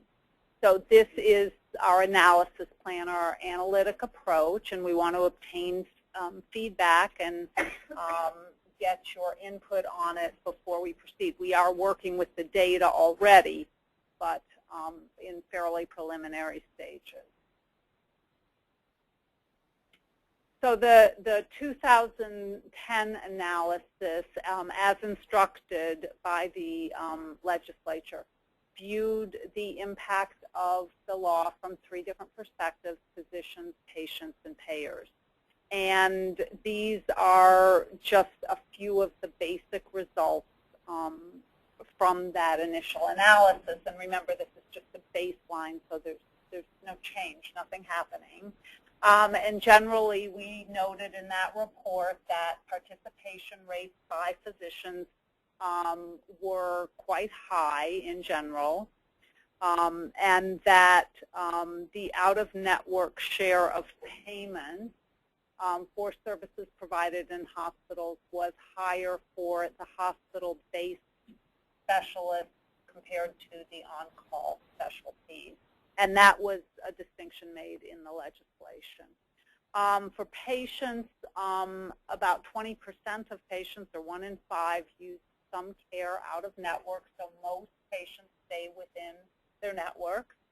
And not surprisingly, patient out-of-pocket spending is higher for those with more out-of-network use. So as you go out of network more, you pay more. That's what we would expect to see. For payers, in terms of the measures that we looked at, they mostly distinguished. There were certain metrics in terms of reimbursement and billed charges that looked at the differences between across specialties and also between hospital and non-hospital locations. And in general, the specialty differences were greater than by location. So the biggest driver of the differences in these metrics was by across the different specialties. And this is just, you know, you heard this before, but the basic expected impacts of the law, just the kinds of things that are being looked for. Hopefully, because that was the intent, lower payments for these types of services by patients. Higher payments for physicians, or at least not reduced payments. And probably higher payments by carriers, because there's got to be some give there. Somebody's got to absorb that. So that's what one would expect to see.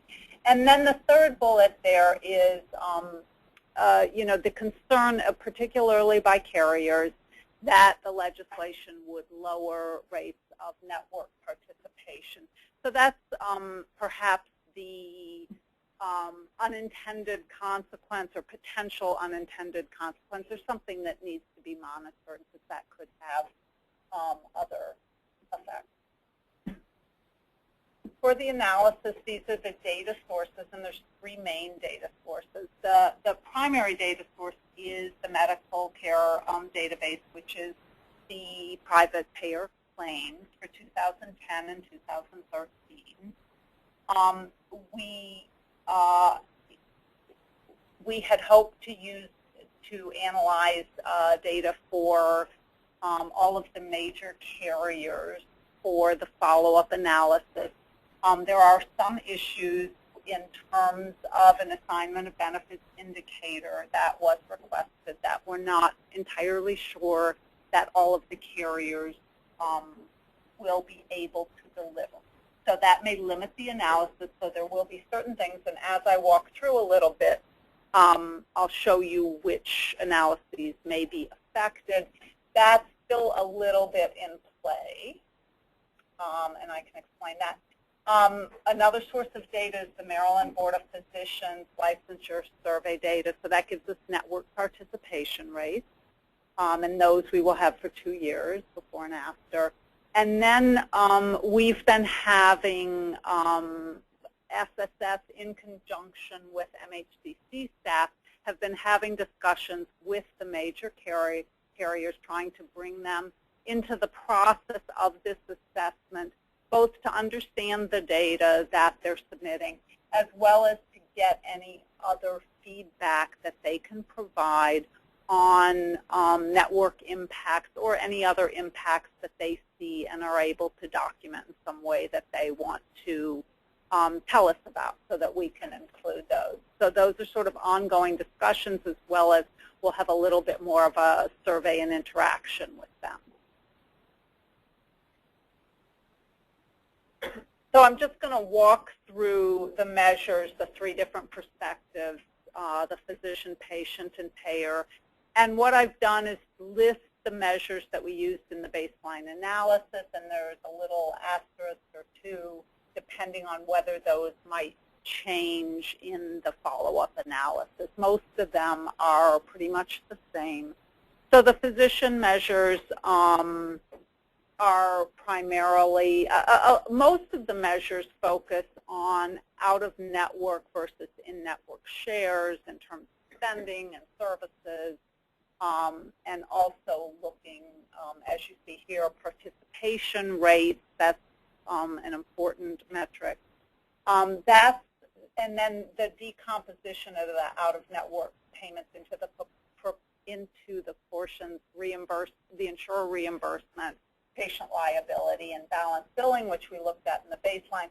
And that's the one where we'll be limited a little bit in terms of the number of carriers that submit this assignment of benefits indicator, and that we thought it was going to be either one or two. I think based on some information we got today from one of the carriers, it may be three, but we'll see. Always a little bit of change going on. The carriers are, I think, trying to cooperate there to get their say in this. And then in addition to the Board of Physicians survey data on network participation, we'll also be trying to get some information from the carriers if they have that, to augment that. In terms of the patient measures, again, the same kinds of measures focusing on patients, first of all, who use professional services, who use out-of-network services, which, remember, is 20% of the patient population. And then we looked at patients by their out-of-network share, so those who had a lot of out-of-network services or expenses compared to those who did not. We looked at a few characteristics, their risk classification, region, and then some other spending and service use measures.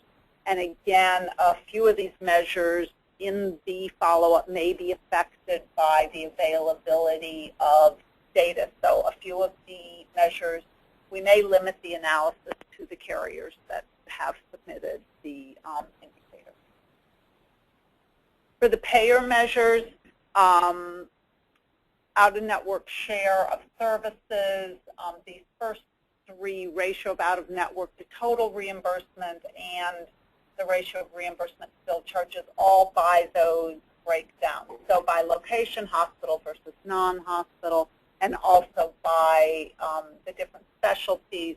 We used a primary care specialty grouping as a comparison point, particularly in terms of, well, in a couple places here in terms of the reimbursement, but also in terms of participation. Just that primary care should not be really affected by the legislation.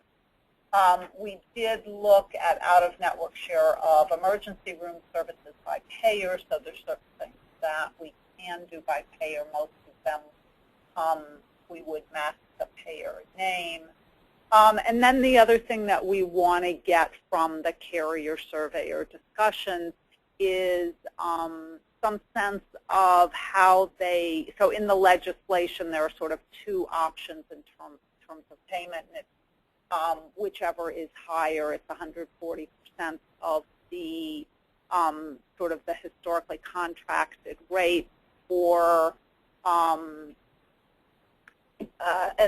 inflation-adjusted contracted rate, and it varies by the hospital-based versus on-call specialties. But so one issue that we'll try to ask the carriers is, especially for those who have historically paid bill charges, will they be, which of those options would they be going, and that would affect the magnitude. of their payment. And these were just the physician specialty definitions, which for those of you who are interested, this is just the classification we use. But so that's really what we're going to do, and as I say, most of that is the same as the baseline report, which you've seen, and we'll be making adjustments as needed based on the data, and then with input from the carriers. Any questions? Questions or comments? I'm a little confused about the on-call specialties. But you've got surgical, various types of surgical subspecialties there as on-call. Is that the same thing as office-based specialists? Or how do you evaluate the out-of-network practices of non-on-call specialists, office-based non-on-call? Do you see? I mean, there seems to be a category that I'm not seeing up there.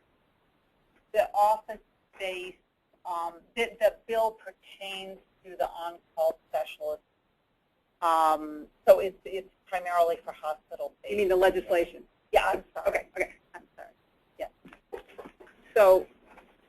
So none of this pertains to an office-based specialist billing practice. Is that right? This whole assignment of benefits legislation didn't affect that at all? So the legislation did provide for a office-based physician to receive on direct payments from a payer, but it wasn't specific to as it was in the hospital setting. The rationale was that, remember, the legislature, MHCC and others had gotten letters over the years from the Office of the Attorney General about enormous out-of-pocket billing from patients who were presented at a hospital.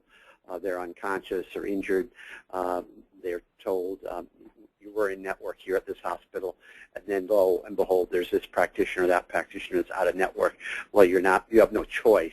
Right. So that's the on-call. That's the on-call. The assumption, if a patient presents in an ambulatory specialist setting, you have choice. That's a choice that's been made. And so it's okay. Not as relevant. The assignment of benefit provision that you could get paid directly from a payer prevails, but the legislature was not specific on what the payment levels would be in the ambulatory. That's unregulated in Maryland. Excuse me. I mean, I want to go back and look at that, but I think it was not specifically, a payment level was not set, whereas in the hospital setting, it specifically is. Thank you. It says that they will not be limited in the amount of their bill, but they have to provide a disclosure form to MIA. So if you go to a surgeon for a joint replacement that's out of network, you're in a PPO, and you've intentionally gone to an out-of-network surgeon because that's who your friends went to, and you have this initial consultation in the office. You are choosing to go out-of-network, and at that point, the surgeon needs to give you some kind of financial disclosure. Is that sort of how that? I think that's how. I think the key thing is the patient is protected from balanced billing only for those hospital-based. So you can go to that doctor. He has to let you know. So they're not. We aren't assessing them because there's no protections for them under the legislation. I just bring this up because, as I shared with Ben, there was a pretty dramatic story in the Washington Post on Sunday, written by a financial columnist who happened to have some kind of elective orthopedic surgery out of network, and he lives in Virginia, and he had this amazing balanced bill. And so and he brings to the point that this is a national policy question as networks are tightening. But what you're reporting on here is not about that. It's about the on-call or hospital-based specialist. So maybe unfinished business. Thank you. Other questions? I guess one question for me is the purpose of this was to try to get some feedback around the baseline analysis and future report. And just listening, it seems like the biggest risk of creating an unsatisfactory report is this whole assignment of benefit issue with carriers. If we can't. You mean the data? Yeah, if you can't get the data that you need. Or well, am I don't think it's a that? risk to the Okay. report. I think we can look at the measures, some of them, and it's not. I don't think it's the majority of them. I think it's a relatively small number. Okay. We'll focus on a couple carriers, and it looks like it might be 3 carriers, so that's actually pretty decent. I mean, that's pretty robust, I think, and should be fine. Otherwise, we'll still be able to do pretty many of, a large number of the measures with all the data. So I don't think it'll be a problem. It's not perfect, but all right. Data analysis really is. Okay, so you're saying it'll still be. You're saying it's not that big of a risk, in your opinion. Well, I would say the assignment of benefits flag, principally where we needed it, was on the patient measures, because that's where we need to know that they assigned benefits. That's how they got protected for those. Got it. That's how they got protected. So our assessment of how much money, how the patient benefits, is what's affected by the absence of the AOB. It's where the balance billing comes So, into account, which isn't measured. So if we have, one carrier's told us that everybody's in their network, so that doesn't really happen for them. And they're probably the ones who would be left out. And then 2 others worked really hard, and a 3rd one is working really hard to come up with it. So, but it will be either way, if it's 2 or 3, it will be we'll do a before and an after in terms of what was the impact on savings to, a captive audience in a hospital. So I think that's the worst that could happen. Thank you. Other questions or comments? All right, thank you very much. Thank you. All right, let's move to telehealth. And David Sharp and Sarah Orth, as well as Dr. Neil Reynolds, will present the task force recommendations for expanding telehealth adoption in Maryland. David and Sarah, Dr. Neil Reynolds is an associate professor of medicine at the University of Maryland. And as an intensive care physician, he's seen firsthand the benefits of telehealth in his own practice and has been a tireless advocate for more rapid diffusion of telehealth. Team? So thank you, Mr. Chairman, members of the Commission.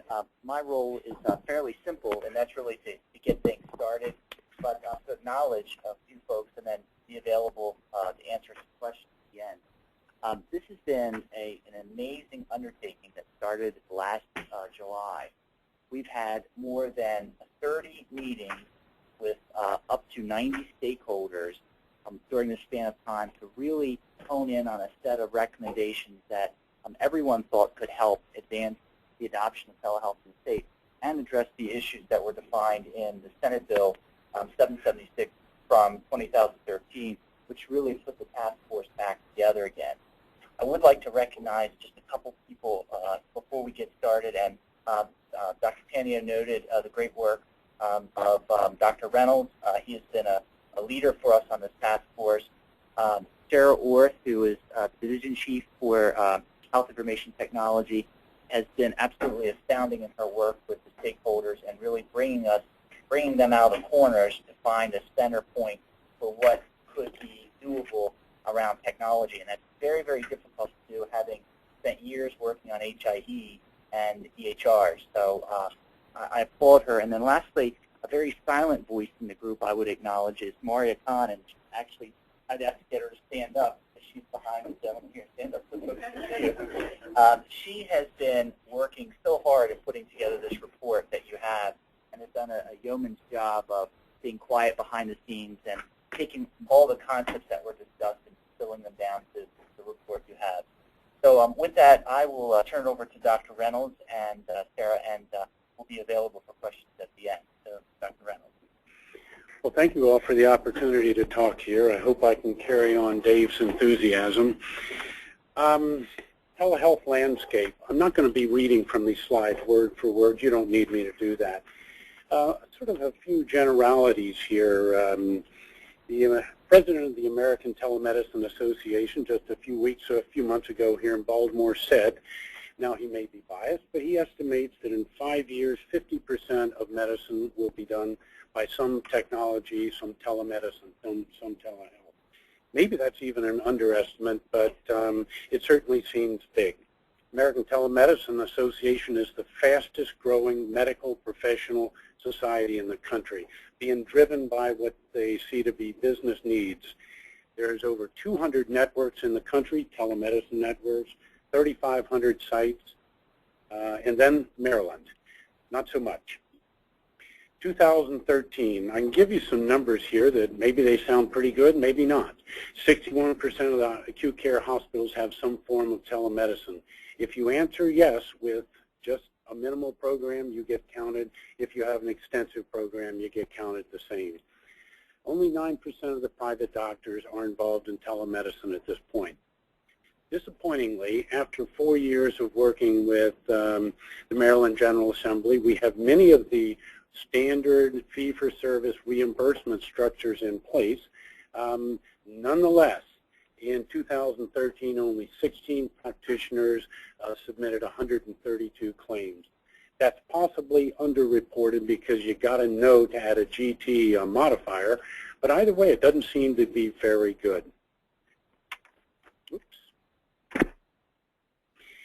Medicare reimbursement, as you know, is under federal guidelines, and it's limited only to rural areas, and it provides only a minimal number of reimbursement services out of some 10,000 options here. Maryland Medicaid, last year, as you probably know, legislation passed and has gone into effect that mandates Medicaid patients be reimbursed in parity, eye to eye versus remote.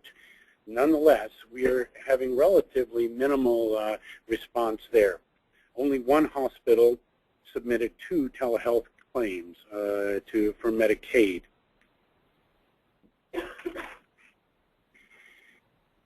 Telemedicine Task Force. This actually is the 3rd task force, and I've been involved in all 3 of them. This one came out of legislation from 2013. It has 3 subcommittees, a technology and standards subcommittee run by, chaired by Mr. Sharp, a financial and business models chaired by Mr. Steffen, and thankfully they will be here to answer any questions that I can't. And finally, me, the Clinical Advisors Group. I am the clinician. I'm supposed to provide some clinical perspective. Our goal here was to do something that improves patient outcomes, reduce costs, creates a sustainable change, and be certainly consistent with where we see healthcare reform going. As important, by the way, in all the new legislation, the reimbursement was not regional anymore. In other words, Medicaid, if you were dealing with a person in Baltimore, you'd get a payment versus somebody in Somerset County. We took out the regionalization, if you will. We also see this is going to be fairly important as the increase in demand comes along. How can you spread our physicians over a greater geographic area? Well, we can do it if they can move at the speed of an electron. At any rate, the Clinical Advisors Group was tasked to develop some realistic, workable, important clinical use cases. And the use case is, at any rate, it's a word that they like. Clinical applications or pilots are other words. I'm not sure I like the word pilot. It implies a short-term study, but clinical applications appeals to me. We came up with 10 use cases. I'm not going to go over every one of them with you, but hit a few of them that I think are important. The first one, transitions of care between acute and post-acute settings. Let me decode that just a little bit. I've had the opportunity to work fairly closely with a program in Western Maryland. Their LTAC is fairly intimately related to the primary acute care facility in Western Maryland City. 50% of the patients who leave the hospital, go to the LTAC, bounce back in 30 days. Now, there's a lot of issues there. Some of it is staffing, that's weekdays, 9 to 5 kind of stuff. Some of it is nursing. However, we see very clearly there's a telemedicine application that can reduce those bounce backs by doing a lot of preemptive therapy. Number 3, the third point there, incorporate telehealth into hospital innovative care delivery models through ambulatory. Anyway, I won't read the rest of that to you. That is the PCMH types of models, or the ACO. How can we take physicians who are frontline, asked to take more care of more patients? How can we extend them over geography? Telemedicine clearly is part of that solution, in our opinion. Number 5, one of my favorites, use of telemedicine in the emergency environment, the EMS environment, and the ED. Translation to one that's very important, we've been pushing for years, is the stroke network. Imagine this, that care begins when the EMS technician arrives at the bedside. He assesses the patient, has information immediately going to the stroke doctor, who then comes in route, does an assessment, says, by golly, I think you knew TPA, let's get the CT going the second you arrive in the ER. As they say, time is brain, and if you've done that quickly and properly, you've saved some brain, you've decreased disability, you've gotten them back to their home much faster, much more commonly. Trying to remember if some of the members here were involved in suggesting the pregnancies. We've been involved in some telemedicine programs started at university in high-risk pregnancy, but realized there are nurse practitioners and midwives and environments that it would be very nice to have some expert help in even routine pregnancies. This can be done. We know it has value. We just need to figure out how to grow it. I'm going to jump to the last one about something that's also fairly near and dear to me, telemedicine, mentoring, monitoring, and proctoring. What the heck do we mean by that? Well, proctoring. There was a doctor over at Sinai. He happened to be Argentinian, and so he was a little biased towards Argentinians in Argentina. He taught people in Argentina how to do some of his gastric plication procedures remotely. That's teleproctoring. I worked with a situation up in Idaho. A physician surgeon wanted to return to clinical practice but had had a minor stroke.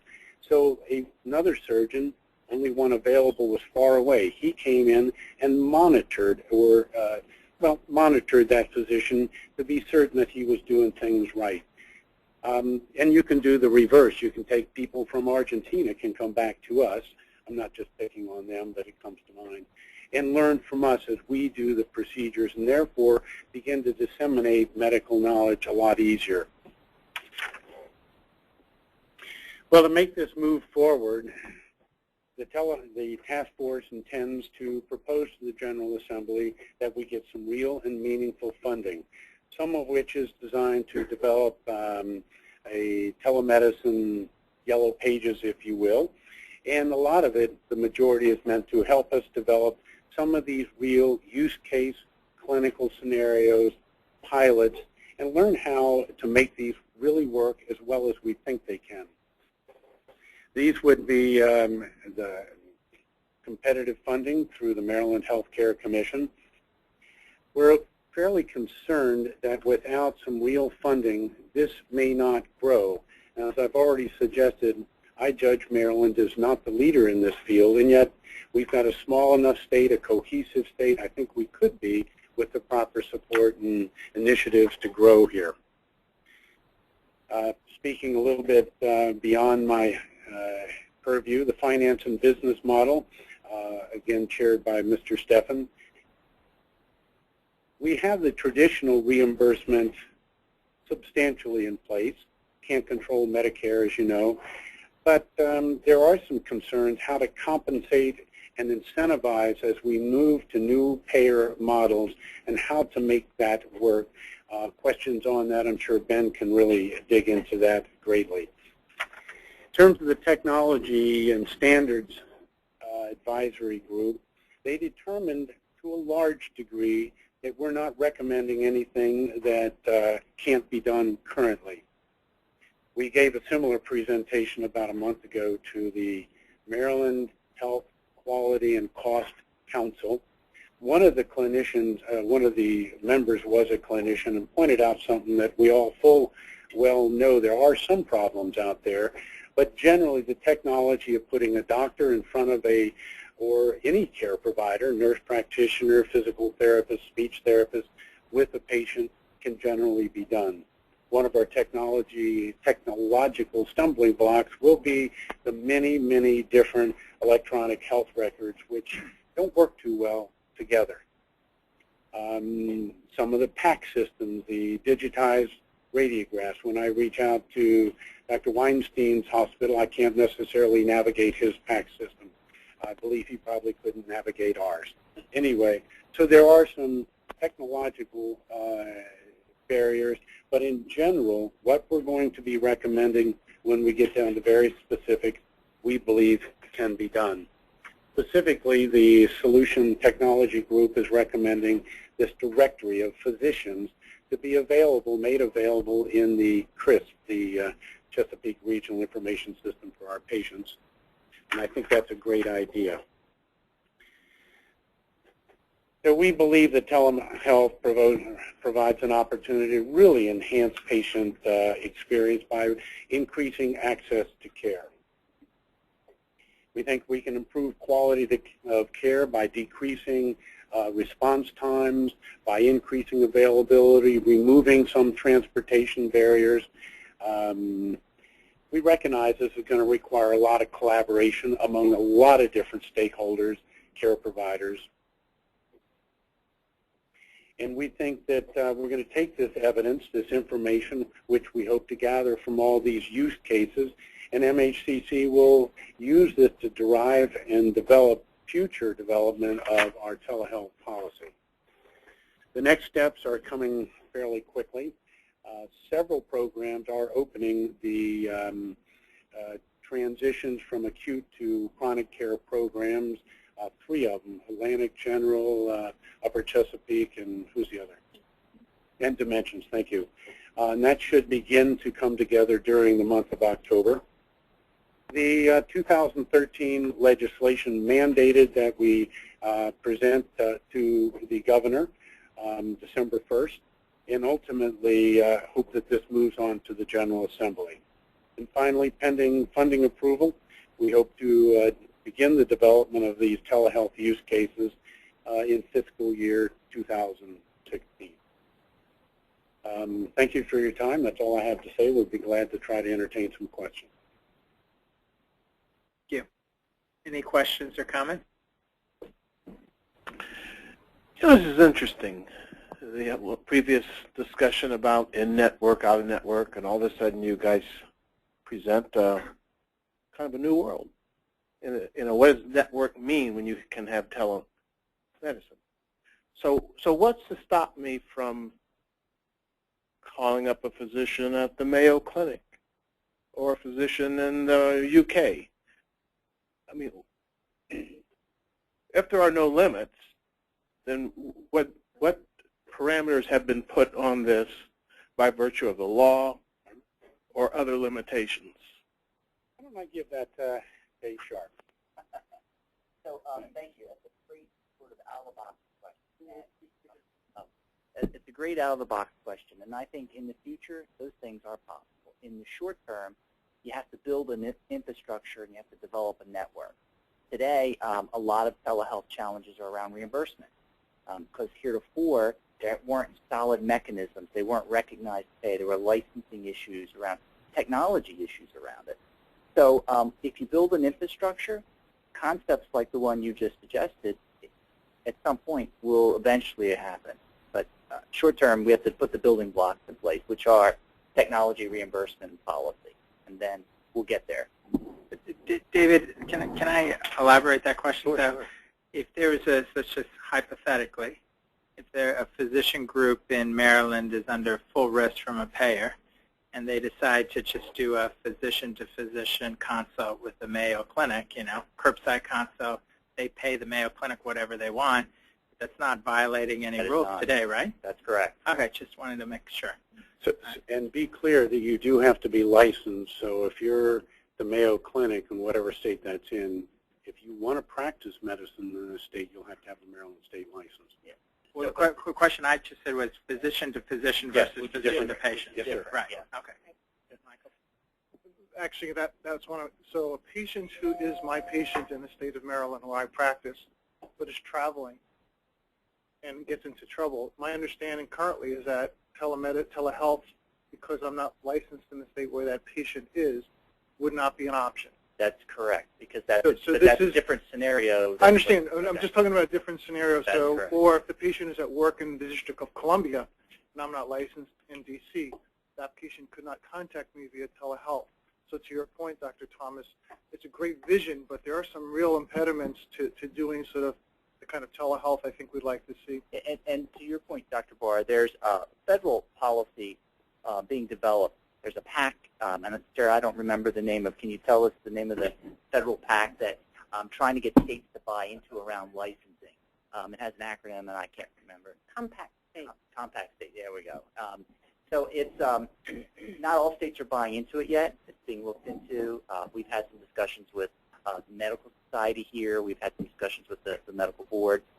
But we see these things being sort of the foundation of getting it done. So I only mentioned because it's potentially so disruptive, I mean in a positive way, and but clearly the enthusiasm is gets a bit diminished as you begin to put the overlays of all these restrictions. So Yellow Pages versus Angie's List. I mean, really disruptive different models. So I'm going to watch with interest, because there are times when we think simply the technology is the answer, but these other things you're mentioning have less to do with the technology and more to do with the policy limitations that actually limit our imagination on how to use this to improve patient care. Yeah, that's a good point. Technology will always outpace policy. There's no doubt about that. And to some extent, technology is disruptive. That's what changes policy. Very good point. Catherine? I had two comments. One, I think that it's short-sighted in today's to think only of the, quote, like Yellow Pages as physicians, because there are independent providers that have practices in the state. And the ability to be able to have those connections, because oftentimes nurse practitioners and nurse midwives in areas highly underserved, undesirable, typical patient populations, and it would be great if we could include that in the Yellow Pages. The second comment is, and I know you went over it quickly, but I just think one of the use cases is really critical, and I applaud it for being included in there, is number 9, the deployment of telehealth services widely at community sites and connecting professionals. Because I'm a big advocate of how standalone entities in the healthcare system aren't going to survive. It's going to be our challenge to be integrated. And this is such a tool, not only in the example from physician to physician or provider to provider or care provider to client, but it really puts a specialist and everyone could be on the same page at the same time talking about an integrated plan of care for a very complex case that right now the person typically delivering the message on what occurred in the specialist's office back to the primary or back to the ED is the patient or the patient's family. And I'm sure that if you're not a healthcare provider in the healthcare industry, that's a big challenge for people. Yeah, and Dr. Integrate because they know it needs to be. Sure, I'll follow. Dr. Montgomery, great comments. 100% agree with you. You start somewhere, and hopefully you'll build upon it. We recognize physical therapists at shock trauma, I'll just pick on where I work, know how to do things that they don't know how to do on the shore. We want them to share that. Our speech-language pathologists, there's just nobody in the healthcare profession who should be excluded, who should not be involved in this. So if I said physicians, that's probably my bias as a physician, recognizing it's got to go way beyond this. Dr. Thomas, Dr. Barr, a thought here. Our focus has been Maryland, and we recognize this licensure for you to care for your patient in Virginia, et cetera, is problematic. On the other hand, we have enormous problems in the state of Maryland. I was down in Somerset County, and it's becoming one of my favorite counties here. Sorry. At any rate, we talked to the health officer down there to get any mental health services. It took them about a year waiting list to get eye-to-eye services. Stunning. It turns out that the telemental health program in the state of Maryland has actually been one of the most successful so far. How we link that to Somerset is, that's our problem. But within the state, without getting into really bizarre situations, or I shouldn't say it's bizarre, but difficult, we can upgrade the quality of care dramatically just by providing telemental health of all sorts.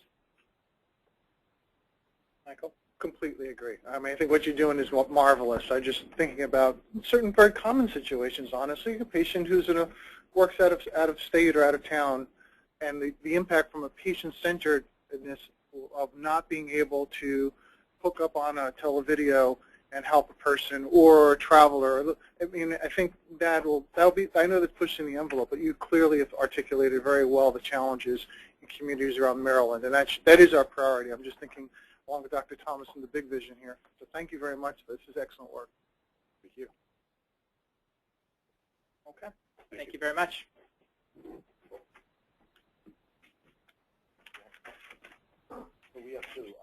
Yeah, I think we have an action item on the assistant's report. You have to take both. Yeah, we do. Yes, accept the report. You're correct. My mistake. So do we have a motion to approve the telehealth recommendation? Second? Okay. Any further discussion? All in favor? Any opposed? Very good. Thank you, Commissioner. Recommendations are approved. Last but not least, Sarah is going to stay and present the report on health information technology, an assessment on the Maryland hospitals. And the report's going to illustrate the progress made by all 46 general acute care hospitals in Maryland regarding adoption of Health IT and benchmarks Hospital Health IT of Maryland versus national. Thank you, Mr. Chairman.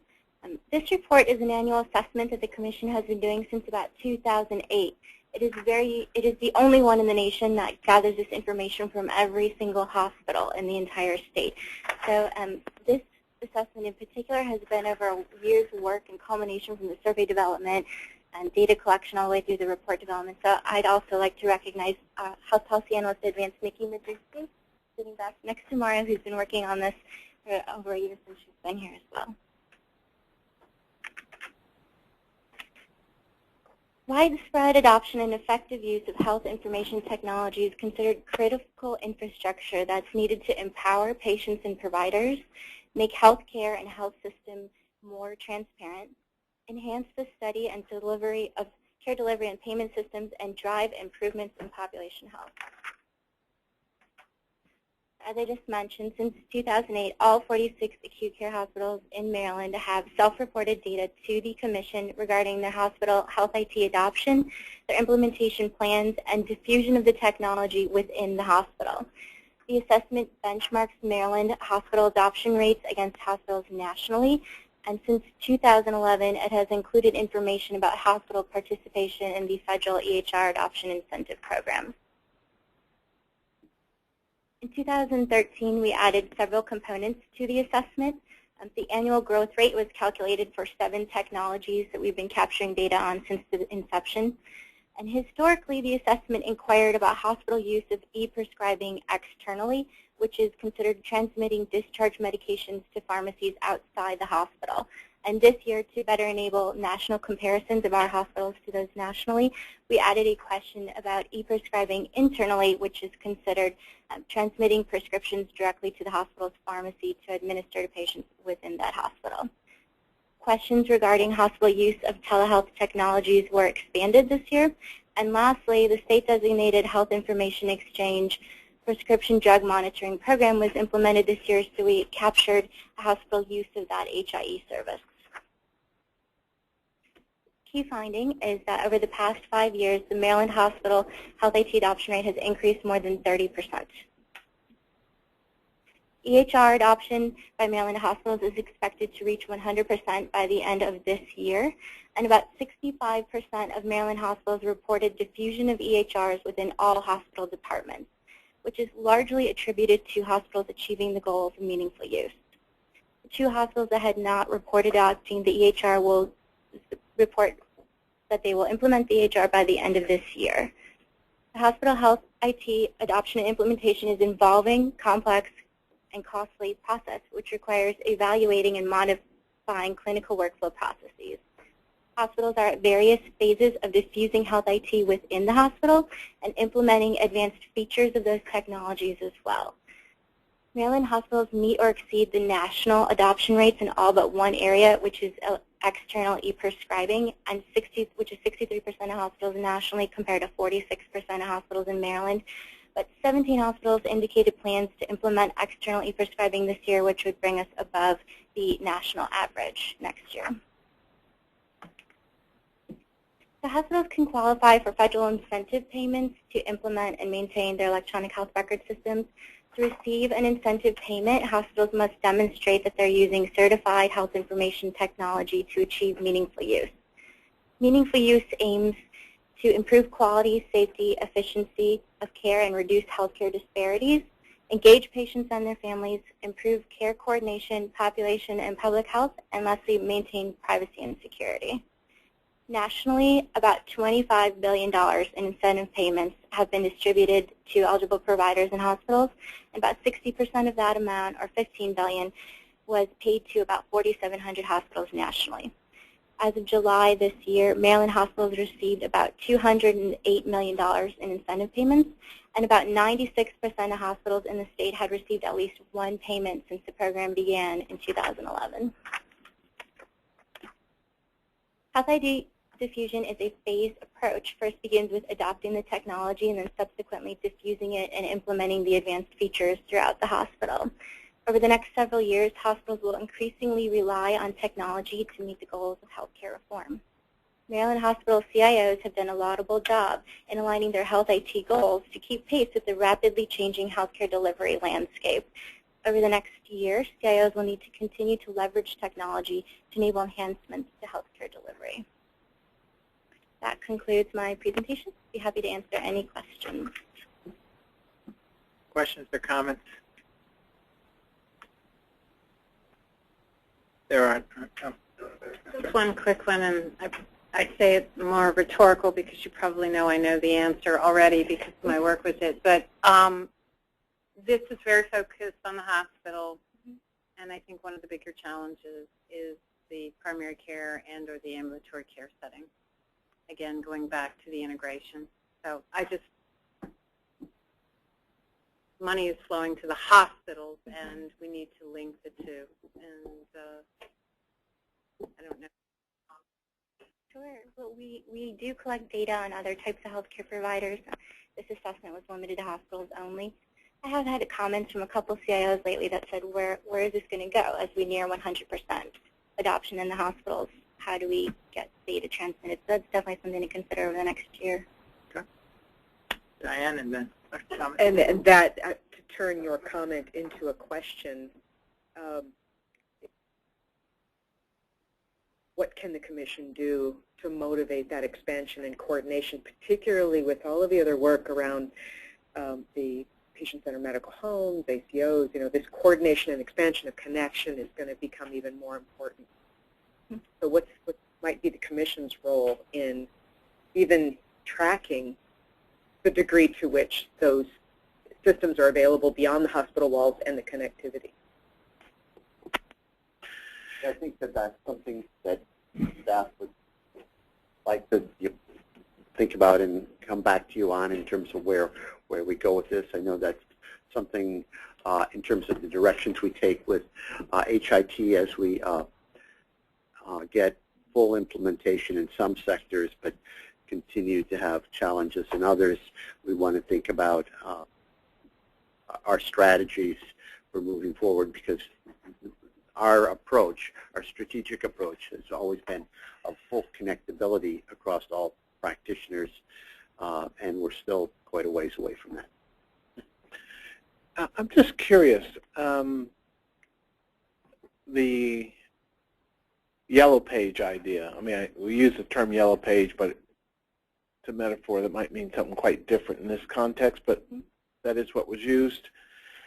So in the report, it describes that setting up this yellow page, or the directory, would be $250,000 to set it up and $500,000 to maintain it.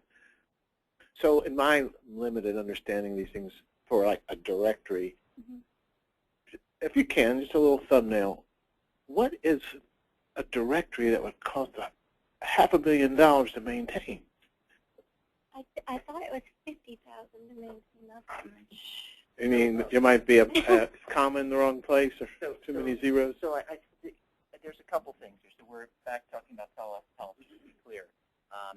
This directory, it conceptualizes a virtual place that both consumers can go to and providers can go to. Providers can use it to identify, Dr. Weinstein wants to know if Dr. Barr is a telehealth provider, what technology he's using. Is he using the same solution? Can he send him the patient's electronic health record electronically, so when the consult occurs, he will have it in front of him? It allows the consumer to know, is my doc participating there as well? The technology costs more to get it started. The budget is because the way we've made recommendations for the funding request, we're saying you've got to build it. So if the legislature is going to say there's $2.5 million they'll give us, there's a sustainability of the technology. So we've factored in the outlying years to support it.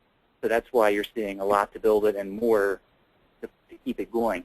Because after the funding dries up, so to speak, people will think that it's in the MHCC budget to keep this thing going, and it's just not.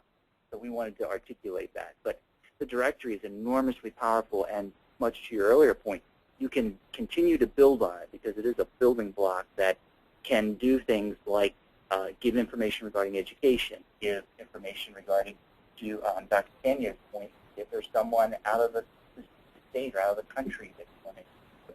So it conceptually has a lot of development possibilities.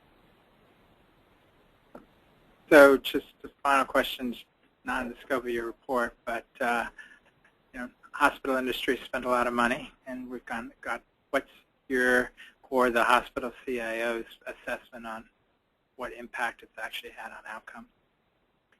You want me to take that? Yeah. Sure.